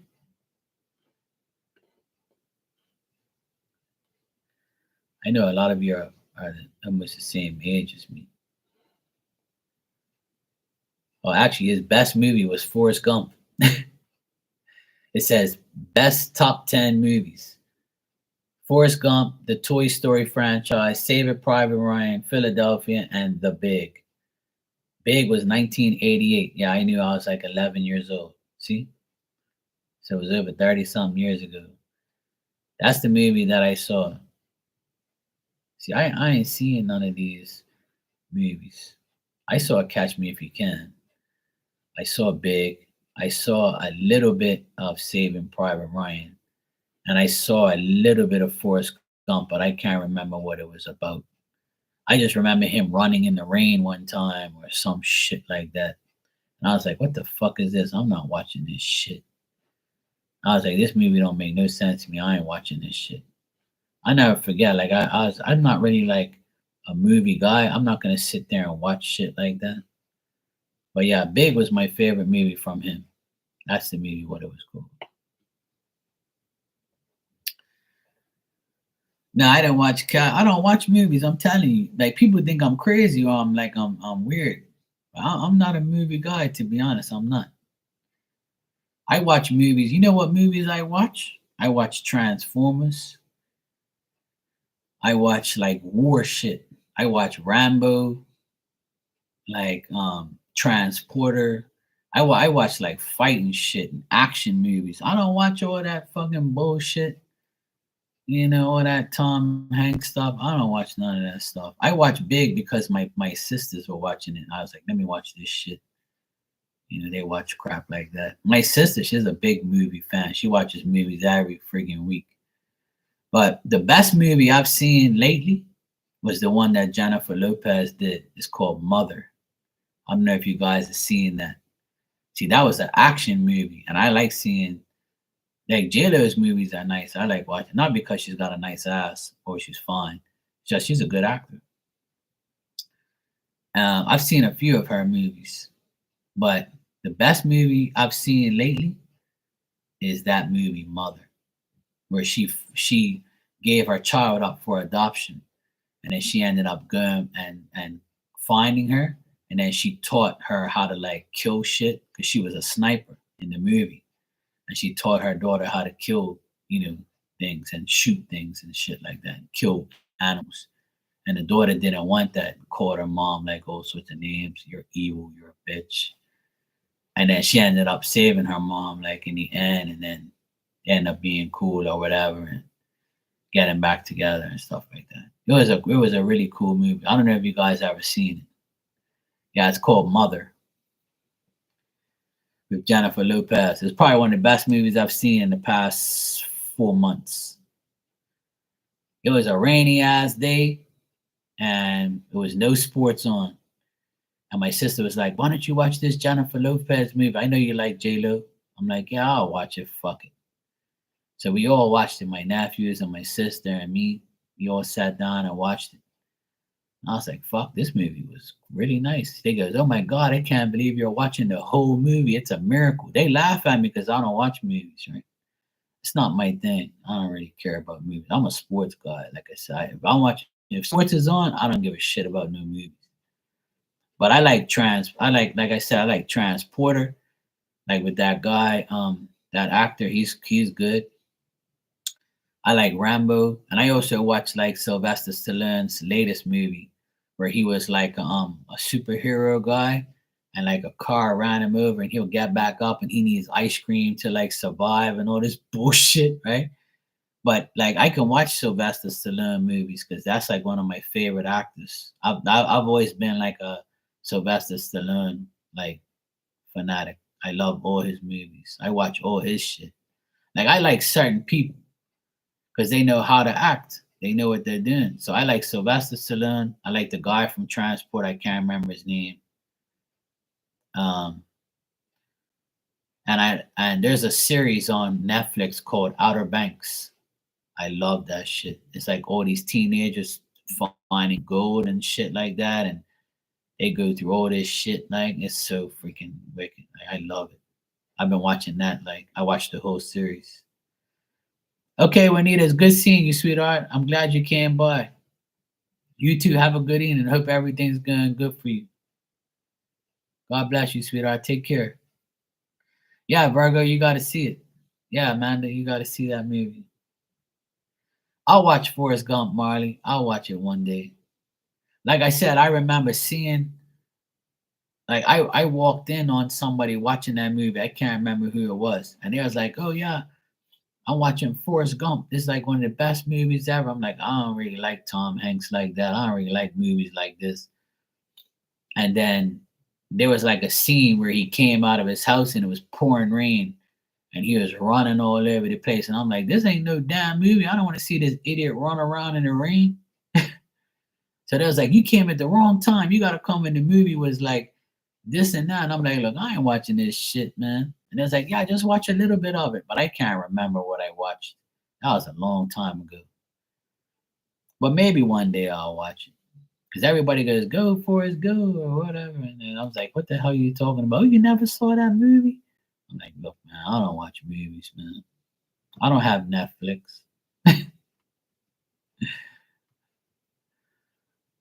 But I've watched a few movies. I like karate shit, action movies. I don't like too much killing stuff because I can't watch people get like, stabbed up and killed and shit like that, all graphic shit. I don't really like all that type of shit. But I like, some war shit. But I love like movies like the Transformers and things that I used to watch back in the day as a cartoon. Stuff like that I like to watch. I love martial arts. There was a couple movies called American Ninja, and those movies, like all three, were like my favorite movies. I watched them constantly over and over. Like I liked all that ninja shit and karate. I read Bruce Lee, Jackie Chan. Like I watch all of those guys, Jet Li. I watch all of those guys' movies. My sister was showing me this new karate flick on Netflix, like a series or whatever. It's not a movie; it's like a series, and I can't remember the name of it. But I got kind of attached to watching it too. It was pretty interesting. But there's not enough time for me to watch movies, see, because I'm a sports guy. See, I watch basketball, football, baseball, hockey. I watch soccer. I watch all sports. So when all of those sports are on, I'm not watching no damn movies. That's it. I'm watching like all sports. And if I watch like Movies, it has to be when nothing's on. Hey kids, where the heck you been, yo? You good? Shit, where you been? Yo, my son, I used to do martial arts too. Yeah, I used to do karate for a little while and then I got out of it. But I did it when I was really young, like when I was 10. I did karate for a bit, but not too much. I think I got up to like yellow, green. I never got to black belt, but I got like yellow and green belt, some bullshit like that. I hope it's been a good journey, Brev. I hope it's been a good journey, sweetheart. I really do. I hope you got good news for me. Hey, well, that's all that matters. You know, you got to stay on that path. Yeah, I'm doing good. All's good. Still here, talking shit, having fun. Same shit, different day. You know, miss you too.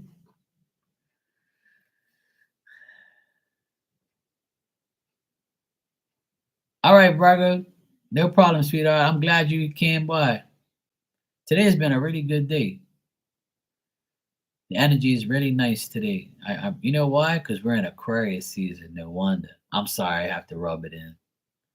You know why everything is good? It's Aquarius season, people. We are officially in Aquarius season. Things are about to get to the best. Okay, and Pluto is in Aquarius. I'm not no astrologer. I tell you, I'm an ass astrologer, not an astrologer. You know, I'm just an ass that likes astrology. So yeah, everything is gonna get better. It's Aquarius season. Happy birthday to all the Aquarians. Love you guys. You know, my birthday is in 2 weeks. Hint, hint.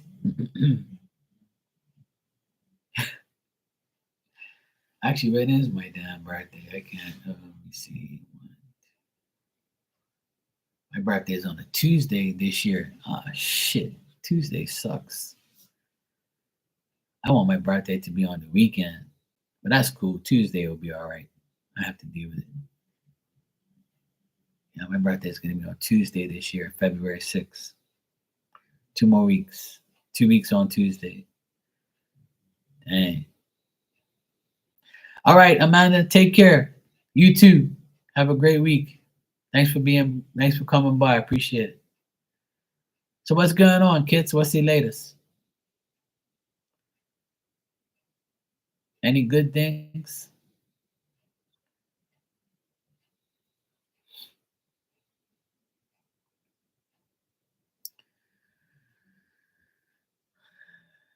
It's not easy, but it's good. I'm glad people are good. Starting a new job, yay. See that? That's good. New job, new career. That's what you wanted. And you manifested it. You got it. I remember hearing you say, when am I gonna get a new job? When I want a new job. I need, look, see, you got it. Took time. Hey, well, that's a good thing. More pay in less hours. Shit. And you're moving. See, everything's gonna be all right. See, things are changing. You just needed time. Everything's happening when it's supposed to happen. You know? I know we want things to happen when we want to, but sometimes it don't happen that way. Sometimes things have to change when we least expect it or we don't want it to, or it just happens when it's supposed to. Trust me, I want shit to happen now too, but it's just not that easy. Yep, that's what happens. It happened 2 days ago. So, oh, your son's school change. I was just about to ask you how your son's doing. But hey, as long as it's for the better, kids, that's all that matters. As long as it's for the better. If it's changed for the better, then better is good. You know? If it changes for the worst, that's when it's obviously bad. But if it's changing for the best, then hey, that's a good thing. Change is always good. Even if it's bad at first, it might be bad and then turn good. So I tell people just embrace change. Sometimes change makes things upside down, inside out, but eventually it'll be for the best. To me, I love change no matter what it is. I love like always doing something different. I look forward to change. I look forward to things happening. I always want to do something different. I'm bored. If I'm doing the same shit all the time, I'm going to try and do something different. I want a new hobby. I want a new job. I want a new like adventure. I want to learn something new. I want to make something new. I want to go somewhere new. I'm always willing to do something. Like, I don't. I'll get bored of doing the same shit all the time. I'll be like, I'm always on an adventure.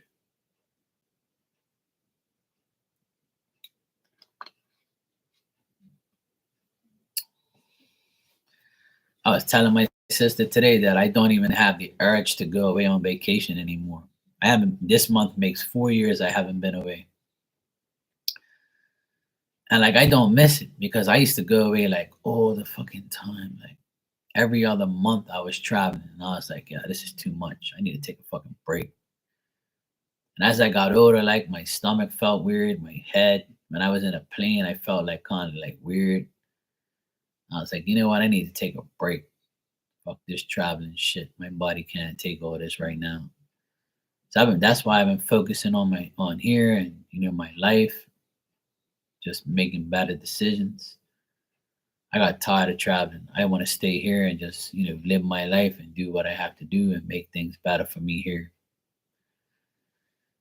So yeah, I can go away right now if I want to, but I just don't feel like it. I just don't have the urge to like really go away on a vacation. I'd rather just be here and just enjoy my life and just do whatever I can. Everybody's like, come on, man, you ain't been away in 4 years, man. Go away, go have some fun. I'm like, well, I have fun here.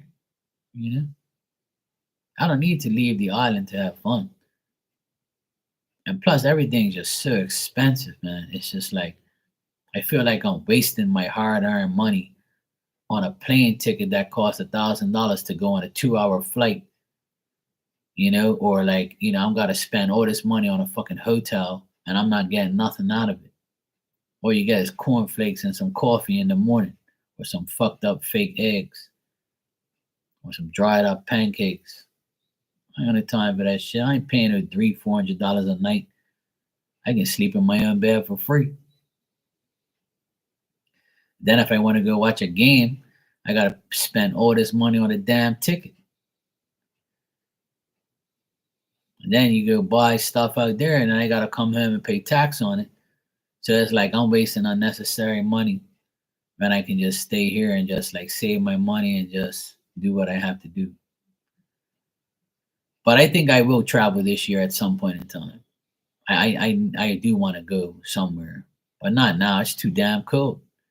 Everybody that comes in here is like, Mark, you don't want to come here. It's fucking snowing. I'm like, no, I don't. I don't want to. It's cold here. And it's like 53 degrees here. And that's too cold for Bermuda. We're like, hell no, we ain't going outside. It's just cold as frick. You see me, I got my hoodie on and a shirt. It's not even like me, but it's cold here. But see, 53 here is nothing to people in the States. They're like, 53, that's heaven. Yeah, 53 degrees. Right now it's 53. And that's cold for us because we're used to like 70, 80. We're used to like that all year. Like the average temperature here is like 75, and then during the night it's not that much difference. But in January and February it goes in the 50s. So like that's our winter. We're like, fuck, that's cold for us. Yeah, I know. Yeah. Everybody that's been talking to me, they were like, Mark, it's snowing here. You should be thankful you ain't got snow. I said, you're damn right. The other day I posted a video on my Instagram of the sun and how nice it was, and it was like 70 degrees. It was just like 3 days ago. And then today it's like 53, and we're like, oh shit, it's cold. People are like, cold. Fuck, 53 is beautiful. I'm like, not here. And then here it's cold for us. Yeah, 27, Tennessee was 17. That's like not even normal. Like my friend was telling me in Boston that it was like snowing out there last week. It was snowing, like you saw the snow built up on the side. She took a picture and sent it to me. She was like, "Look, Mark, don't come here now. We got mounds of snow outside in the city." I'm like, "Yeah, fuck that. I ain't going nowhere." She was like, "How much is it there?" I was like, "Yeah, it's 70 degrees today." She's like, "What?" I'm like, "Yeah, it's like 10 here or 15 or whatever the heck she said." I was like, "No thanks. I'm not going nowhere." I usually go away for my birthday in February and it's cold as shit. Every time I go to Boston, it's cold. I'm like, oh no, I'm not going. I don't want to deal with that. My burns are getting old now. I felt like the older I get, and like the colder I get. Virgo, I thought you was getting fun, slapping guns, sleep. What am I gonna do with you, woman? I'm gonna have to call you Ninja too. You be like a ninja. You be leaving and coming back. Oh shit!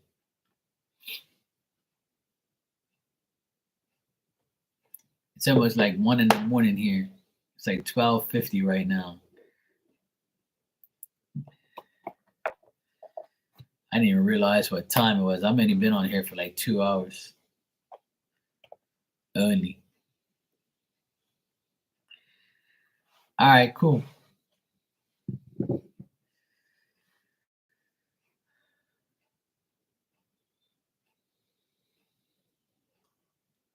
I had a good sleep last night. I slept really good and I woke up. I went to bed early.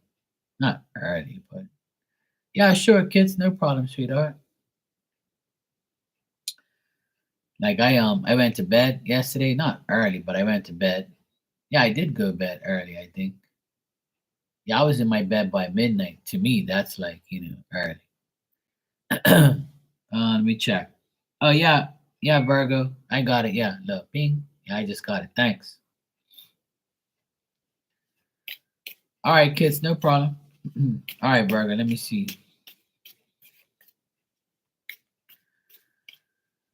It won't let you sign in. Are you doing it on your phone or on your computer? If you're doing it on your phone, you might have to restart your phone. That's yeah, you have to restart your phone. Like if you go to the PayPal app, you might have to like log out or log back in, or you might have to restart your phone and then it re-triggers everything. And then you go to it and then you go on there. That's what I find on the phone. But if you do it on your laptop, it like could be the same, it could be different, like you might be able to get on. I find that PayPal has that problem from time to time.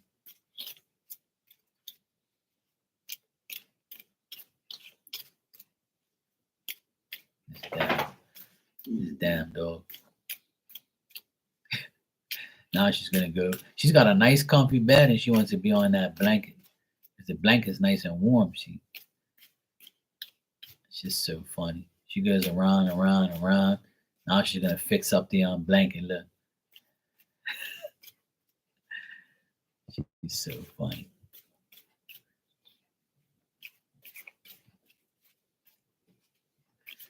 She wants to be on cam today. She's so hilarious. There she goes. Look, she's comfortable now. All right, Virgo, you said you want to know what you can expect. I want to know what to expect this last week. Oh, you mean the last week of this month? All right, cool. I read that wrong. All right.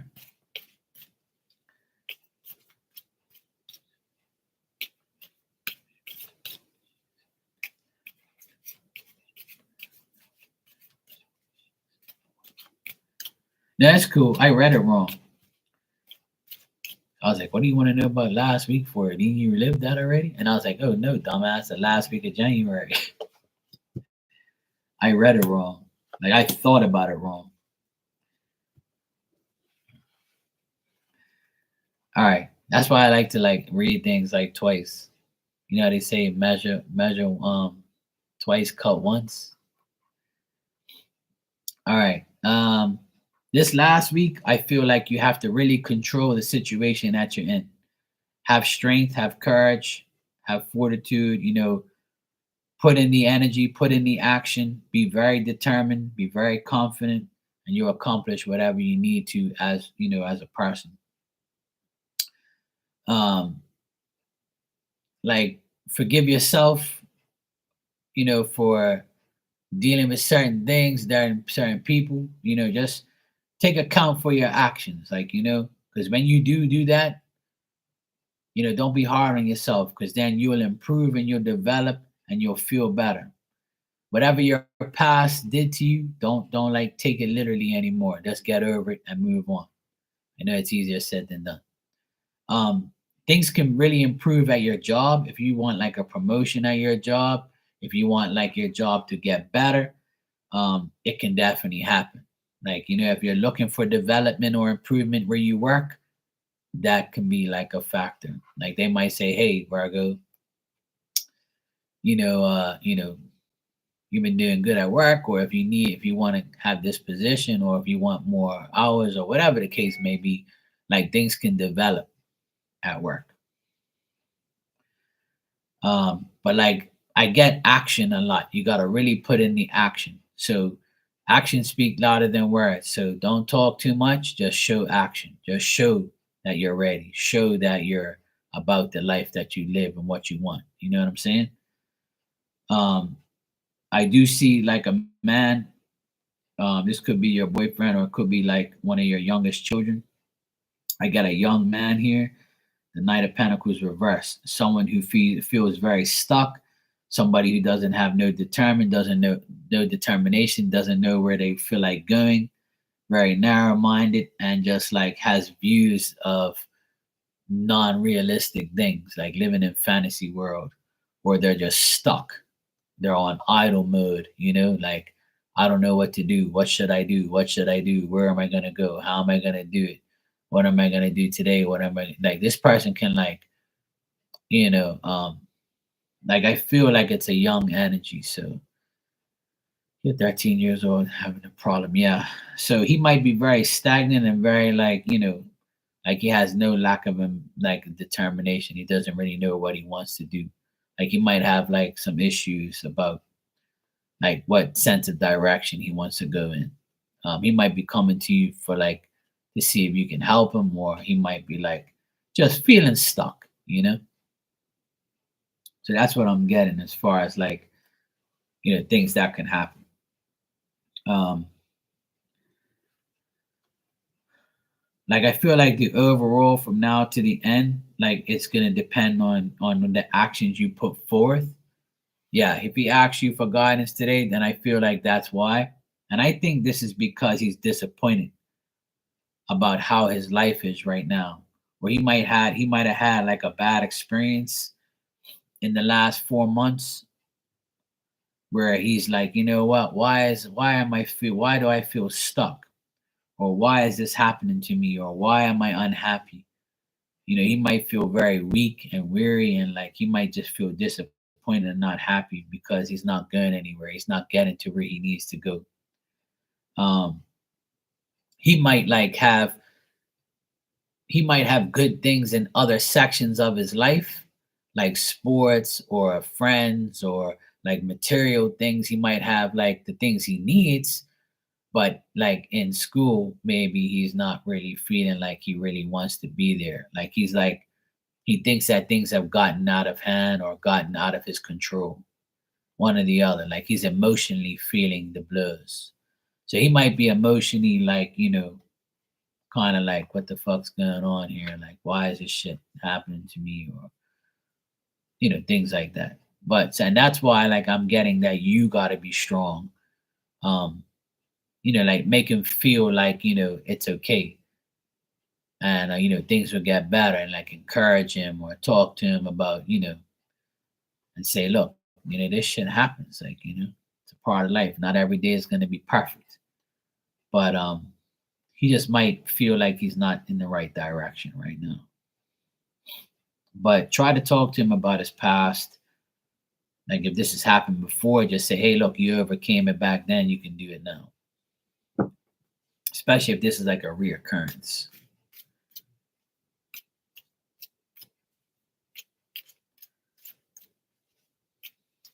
Okay, sure.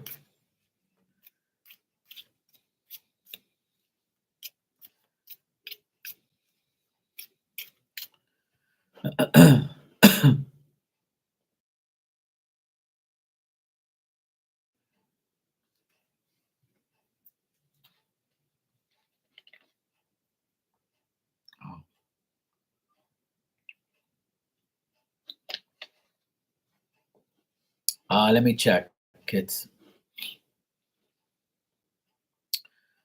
Yeah, it came through. Cool. Yeah, I got you. Good to go. See, I tell you it worked. Cool.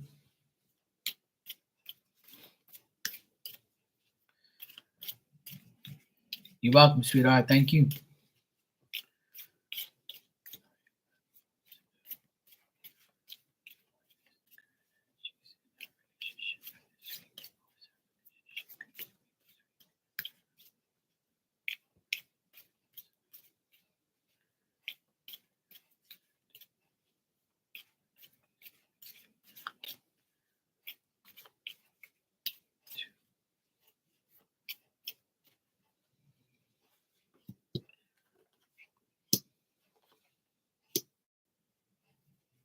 Okay.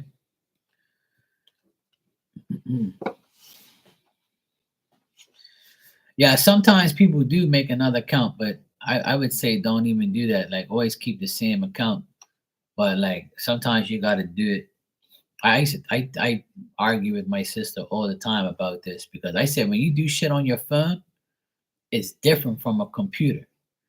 Because your phone has a different type of system, like a different way to show you things.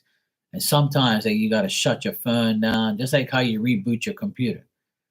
But sometimes it won't work on the phone because the phone's blocking you from getting like the password or blocking the app or um like because of the app, if the PayPal app, it won't like go through because like the app is messed up. But the actual website on the laptop that you go on is not messed up. You see what I'm saying? So before the phone app was the original website. So it's good, always good to do it on your computer. I never recommend people doing shit on their phone. But hey, people say, no, it might get wrong. I'm like, all right, well, whatever. Me, I don't do nothing on my phone. I don't do nothing like that. I love to do everything on my computer. I'm not a phone person, like to do shit on my phone like that. But hey, no, some people don't have a choice.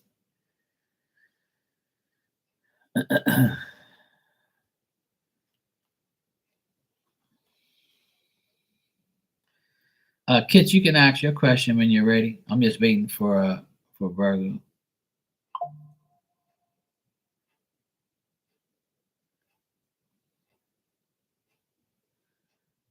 My son was sleeping with his night music. Oh, cool.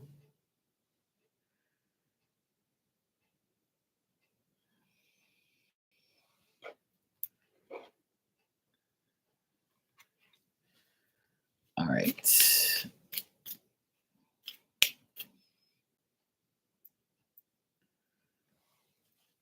Generating.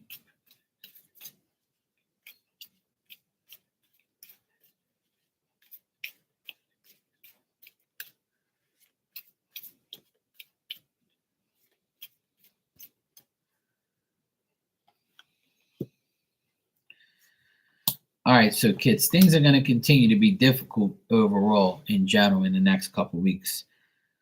Try not to think about the difficulties in the past, things that's happened to you. Like, don't let the past keep dwelling in your brain and keep being a part of your life.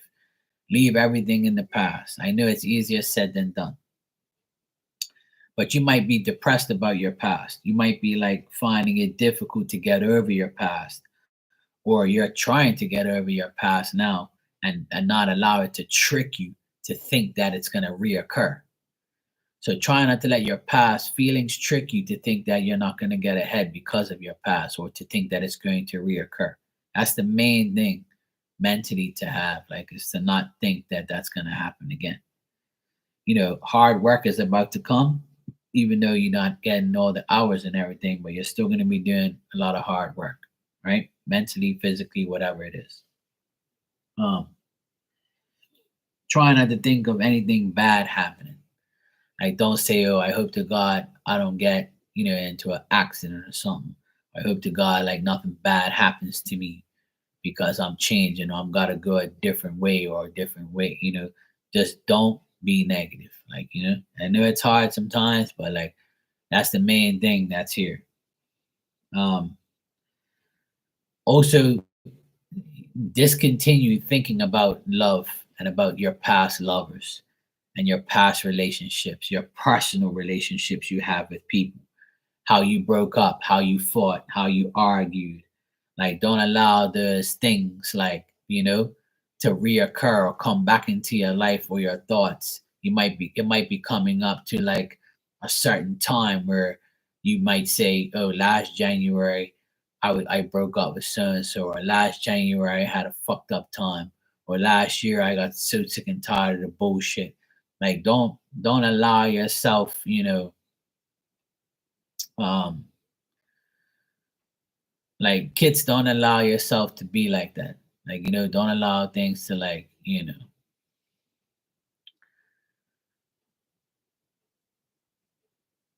don't allow things to be like that. You know what I'm saying? But this is also telling me, kids, that like you gotta withdraw from all of this, like withdraw from everything, period. Like, allow it to like, like you might be living in denial, like self-denial, self-illusion, like, yes, like you think that it might have, like, am I at fault, am I not at fault, you know being discreet, like being like, having the knowledge of saying, I know I did this, I know I did that, now I gotta move on from the whole thing in order for me to move on. So in the next couple weeks, you might be like constantly thinking about how you're gonna get over this whole bullshit that you've been through, right? So a lot of mentally thinking about things and stuff like that. But try to resolve like the issues that you have, heal yourself, like hang out with like the women friends that you have that are good to you, or like, whoever you're close to, like they'll help you get through everything. Like your friendship with other people, and especially women or females, will bring you like, more satisfactory stuff. Virgo, I'm not reading you, I'm reading kids. um well, maybe you're supposed to hear the same thing, I don't know. But like, you gotta compromise, like, yeah, yeah, I'm reading her because I was waiting for you, so I said I might as well do her reading next. I'm like, what are you talking about, woman? Nah, that's cool. I was waiting for you, so then I was like, I might as well read kids now. But yeah, like I would say, kids, like try to compromise, like your friendships with people. Try to compromise what you got to do to make your life better. You know what I'm saying? Like, these are all. I think that this general reading for you kids is basically saying, get over everything that's happened the last year or so and move on from it. Until you do that, like Spirit saying, until you do that, then things is not going to get better. You know. So it's saying like you got to withdraw from everything. It's a task. I know it is, and I know you just can't just like, get up one day and say fuck everything. And well, you can, but they're saying like it's difficult. They know you've been through a lot, but you have to, like, you can't live in denial no further. So in the next 2 weeks, you know, things are gonna get better, because I feel like after, like, in February, I think things are gonna be a lot better for you. Like, things are gonna be better financially, and things are gonna be better for you and your son. Period. Like, You might even get a favor from someone that you want, or you just get more like kindness and gratification, and things will come your way. It'll just make life better for you. But you got to get rid of past shit. That's the main thing. The past has to leave your mind, your soul, everything. It has to just like be completely deleted out of your life. That's the main thing. And once you do that, like everything will just start to move forward as you're already seeing the changes, but the final changes are about to happen in February, where you'll see things really change and really get better. So the next 2 weeks, you're gonna have a lot of like signs and things and like thoughts, and mentally get drained over what has happened, because things might be just reoccurring for a little bit longer. And then once you get into February, I think that things will be like, okay, yeah, I see what I got to do. Like the universe will just meet you halfway, you know? So try and do that. Try and take caution in what you do, and try and just make things better for yourself, and just get more knowledge. If your new career and your new job, you have to get more knowledge or learn more or get more information, then do that. Do that now. So that way when you're in all the way, you ain't gotta worry about going back and looking at shit. So they're saying don't look back in the rearview mirror. You gotta keep going forward. That's the only way you're gonna get better. All right. But I don't get nothing bad. I just think that it's all in your mind. Everything's in your mind. Once you control your mind and to what it thinks and what it knows and what it wants to think, then you'll be fine. You got me? Good. You'll be all right. It's gonna all work out. Everybody's life should be getting better. Not everyone, but those who deserve it. That's for sure. All right. Oh, you were? I have a friend of mine that their deceased uh mom also watches that. Yeah.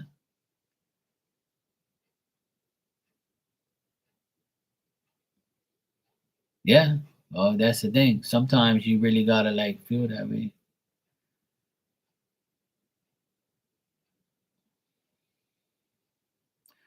Oh, not the show Lucy. Oh, okay. Now my bad. It was actually a movie. No, I don't know. If it's an action movie, I have no idea. I thought you meant like Love Lucy, Lucy, whatever that thing from way back. My bad. That's the only Lucy I know. We were just talking about movies earlier.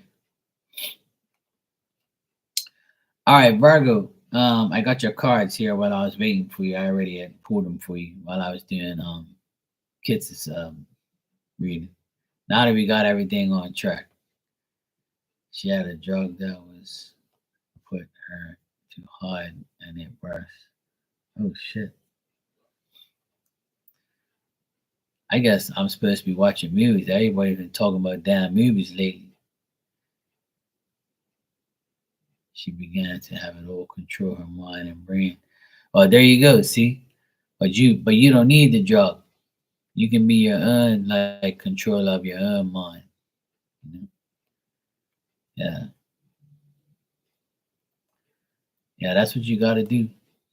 See, you watched it for a reason, and I'm telling you. See, so you got to control everything that happens. Yeah, yeah, yeah. Absolutely, none of us do.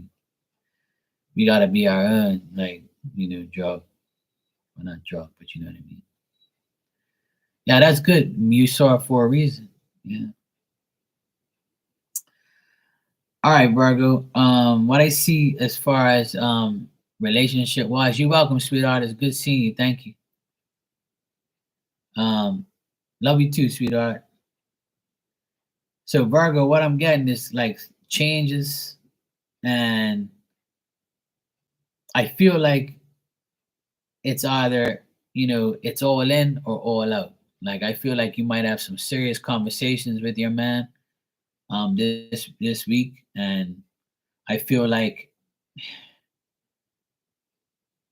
he's gonna like either make it or break it. Like, I feel like it's up to him.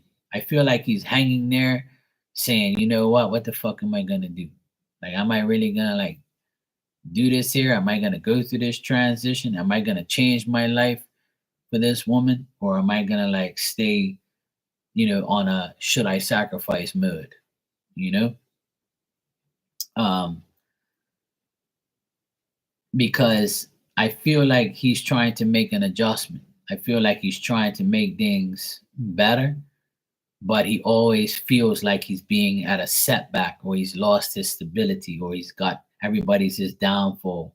Like he feels like maybe he's going to be, you know, not giving you what you want, or not doing what he thinks he should be doing in a relationship. So he might be very hard on himself this week, and he might be telling you like, look, I might have to leave this like I might have to like put this relationship on the back burner, but I don't want to.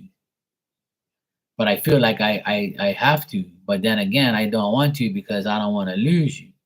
You see what I'm saying? So he's gonna have mixed emotions this week. Yeah, insecurity, yeah. But it's almost like he has to end something in order to be with you, if that makes sense. Because I feel like he has to like really say, fuck all these people who don't think I should be with Virgo. Because I think people's getting to him, or someone is getting to him. I don't think a lot of people. I just think that it's one or two people that are in his head. You shouldn't be with her, blah blah blah, or being with her is gonna cause problems, so you shouldn't be with her. And he's like, look, fuck you. Like I want to be with this person, so why should I give up? Why should I do what you guys want me to do? I'm gonna do what I want to do. Yeah, I mean, but I honestly feel like that he's gonna continue to put in the effort, and he know, like when he's with you, he feels happy, he feels joy, he feels like he wants to do more. But right now, like, because I got the hangman here and the tower, so I feel like he has to make a sacrifice, like he has to like give up one thing to have the other, and he doesn't want to do either or for anybody but himself. Yeah, exactly. Yeah, there's gonna be a chance to talk. Yeah. So when you do talk to him, he's gonna be like, do you want to break up with me, or do you want to stay with me? Because like I feel like I can't do everything, because I feel like we're always gonna have shit in our way. So if you can, like, I feel like there has to be a sacrifice. You know what I'm saying? But it's not like a huge one. It's just something that he feels, like you said, insecure about. So he might be like, how am I going to spend time with her if I got to do this, this, and this, and this? But see, a lot of guys think that, oh yeah, if I don't take care of her, somebody else will. You see what I'm saying? So he feels like if he doesn't put in the work or put in the time, you're going to be like, yeah, this is a waste of time. Bye. Oh, there you go. So you just confirm what I'm seeing. Because if he started this second job, then he's going to have less time to see you. So he's going to think that you're going to be like, yeah, I just made a sacrifice. I got to take a second job because I need to. But I might lose her during this sacrifice. So if you can reassure him that he's not going to lose you, then you're good to go. And I feel like he's going to put in the effort until he gets success. So that's why he's putting in this second job, because he needs to really do it. He has to make the sacrifice. But he also feels like he's going to sacrifice the relationship he has with you. That's the issue. He feels like he's sacrificing your relationship. And that's making him feel like, if she doesn't want to be with me because she can't spend time with me, then I'm just going to be like, fuck it.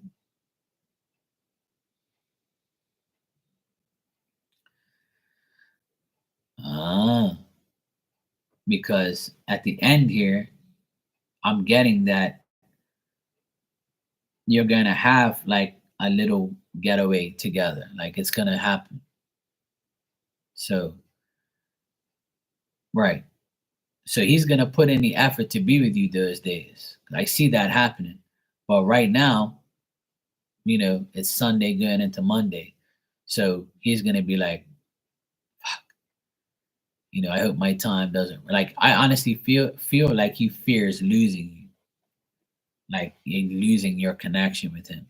Like he fears it. Even though, you can call it insecurity, but I feel like he's scared to tell you that, hey, look, I can only see you and deal with you when I can because I gotta like take care of my life too. And if you are understanding about that, which I know you are, but you have your own fucking life too. You got kids, you got more kids than him. So like you gotta do your shit too. So obviously when you have both for your lives, you can only see each other so much. Oh, okay, cool. So yeah, that's gonna continue that way. Yeah. Oh well, and then you're good. But I see that he feels like, you might be like, even though you talked about it, he might feel like in the back of your mind that, you know, you might not be happy with it and you're just agreeing with him. Like that's how he feels. And I don't know if you feel that way or he feels that way. But like, how you talk to somebody, oh, it's okay, babe. I understand, babe. Okay, babe. Yeah, boom, boom, oh, we'll work it out. Like, so when you talk like that or you're talking to each other, he might be like, I wonder how she really feels, like, like fuck this shit, like, I think he feels like I'm bored, yeah. That's a way to put it. Cause I get like, cause the hangman is boredom. Like you're bored of hanging there and doing fucking nothing. And you could be doing more if this mofo didn't have a second job. You see what I'm saying? So like, but that's why, a guy thinks like that sometimes. They're like, yeah, I better make sure I hop on this situation. I better make sure I take care of her first. So I better make sure I take care of her coochie, or I better make sure I take care of her because she's gonna go find another man. She can get bored of my ass. We working all day.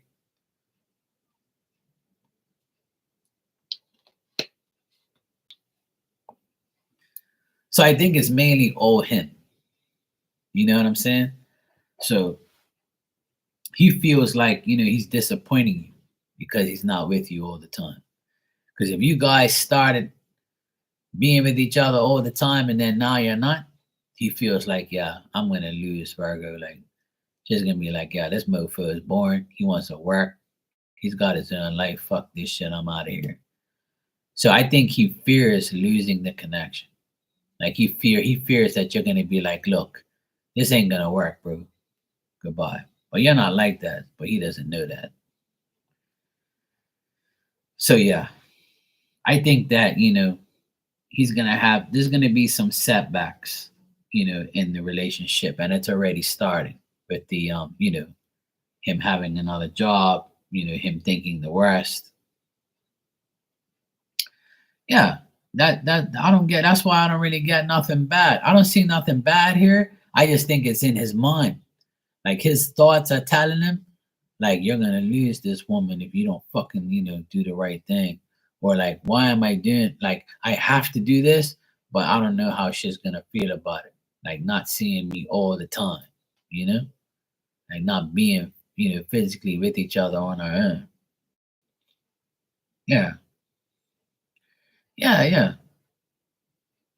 But that's the thing. If he told you he appreciates you being there during these times, then that, but deep, he's telling you that, but he's thinking the worst. You see what I'm saying? He's thinking the worst. He's like, she might be agreeing with me or or she's cool with me or whatever. She's like supportive, but like, is she really gonna like, you know, is she really serious? Like, it's like you have to keep reassuring him. He's like the type of person that needs to be reassured. Like, it's okay, babe. Mwah. It's okay, baby. We'll sort it out, babe. I'm fine. I got my own fucking life. It's okay. I'll just like, do what I have to do and we'll see each other when we see each other. It's okay. I don't need to be around your ass all the time. Smell you later. So yeah, if that's him, that he's gonna continue like that. because he fears like that you're gonna be bored and you're gonna say, you know what, like I need a man around. Cause some women are like that. Like I need my man around me every day, smelling his ass all fucking day. You better be here for me. Don't be thinking you're gonna be doing on. Bitch, you better go lay down. I'm a working man. Woman, you think I got time to be smelling your ass all goddamn day watching Netflix? Woman, get away from me. That's what I say to a woman. Don't aggravate me. I'll see you when I see you. You know I'm working. I ain't fucking somebody else. Hell's your problem? So yeah, I think that he just feels that way. So he both do, yeah. But like I said, I don't get nothing negative. I just think that this is a transition period for him and for you guys. This is the test of your relationship. You know, it was all good in the beginning. You broke through, and you broke the ice. But now it's like crunch time. It's like, let me see how strong the relationship is when I'm not around all the time. But let me see if you can accept my life. Let me see if I can accept yours. And that's the thing. People have to understand that relationships and friendships and life is not always going to be, you know, like they say, you know, unicorns and rainbows and all that bullshit. It ain't gonna be all of that. It ain't gonna be good all the time. You're gonna have to deal with each other. That's what a relationship is. You deal with each other. You deal with each other's bullshit. If one day something's wrong, the other person's got a fucked up situation, you got to deal with it. If you love the person that much, you deal with their shit too. It's never going to be 100%. Now, but when it is, cherish the moment instead of making a problem. So yeah, I don't see nothing bad, Virgo, but I feel like he just needs reassurance. So reassure him the next time you talk to him that it's okay. And if you have already, just do it again. Like keep saying it so he believes it. If you want to, that is. Just say, hey, look, I understand. We can't be up each other's ass all day. That's okay. Like, we can do shit in the meantime. I'm okay with that, with you doing what you're doing. I'm not gonna leave you. Like, even if you say that, he'll be like, okay. Phew. He'll be driving down the road to his second job. He'll be like, fuck, thank God she told me, that she loves me and she cares about me. It's okay, bro. We got this, Just go to your job and shut the fuck up. You'll see her later. You'll talk to her later, or you'll video chat later. Okay, we're good. I think that he's that type of paranoid type of person. And rightfully so, because he probably was with a crazy bitch before you. And unfortunately, I try to teach people to get rid of your past thoughts and don't bring it into your current thoughts. Because everybody's different. Not everybody's going to be the same person you were with before, Unfortunately, I got to take my own advice as well, because sometimes I think that every woman's evil, but they're not. Some are, some not. And just like how a woman thinks the same thing about a man, some women think all men are dogs, but that's not true. So yeah, you'll be fine. And I think he will be too. I think just reassure him, that's all. Reassure him that everything's going to be all right. Yes, sweetheart, it's okay. It'll be all right. I'm not getting no bad shit lately, so I think it's the Aquarius energy. I can't state that enough. I gotta rub it in, it's Aquarius season. So, it's all good. Anyway, let me get my ass out of here. It's 1:30 in the morning. I appreciate everybody coming by today, having a good time, having a good laugh. It was a great week. It was a great weekend. The energy is good. We're in Aquarius season. It's in Aquarius, time for change, time for love, time for happiness. It's time to make everything right. If I can do it, you can do it. We all can do it. Life's too short, so make it good. Just be the best version of yourself. That's all that matters. Every spirit will do the rest. All right.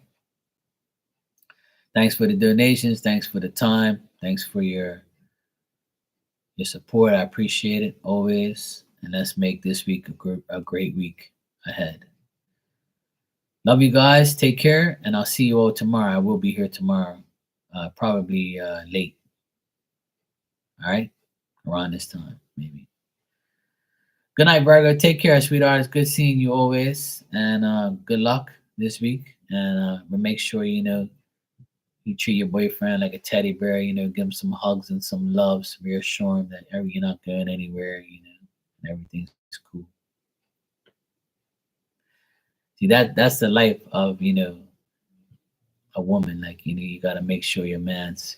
Sometimes you got to take these men, by the hand and just pat him like a dog or a cat. It's okay, babe. I got you. All right. Good night. Take care.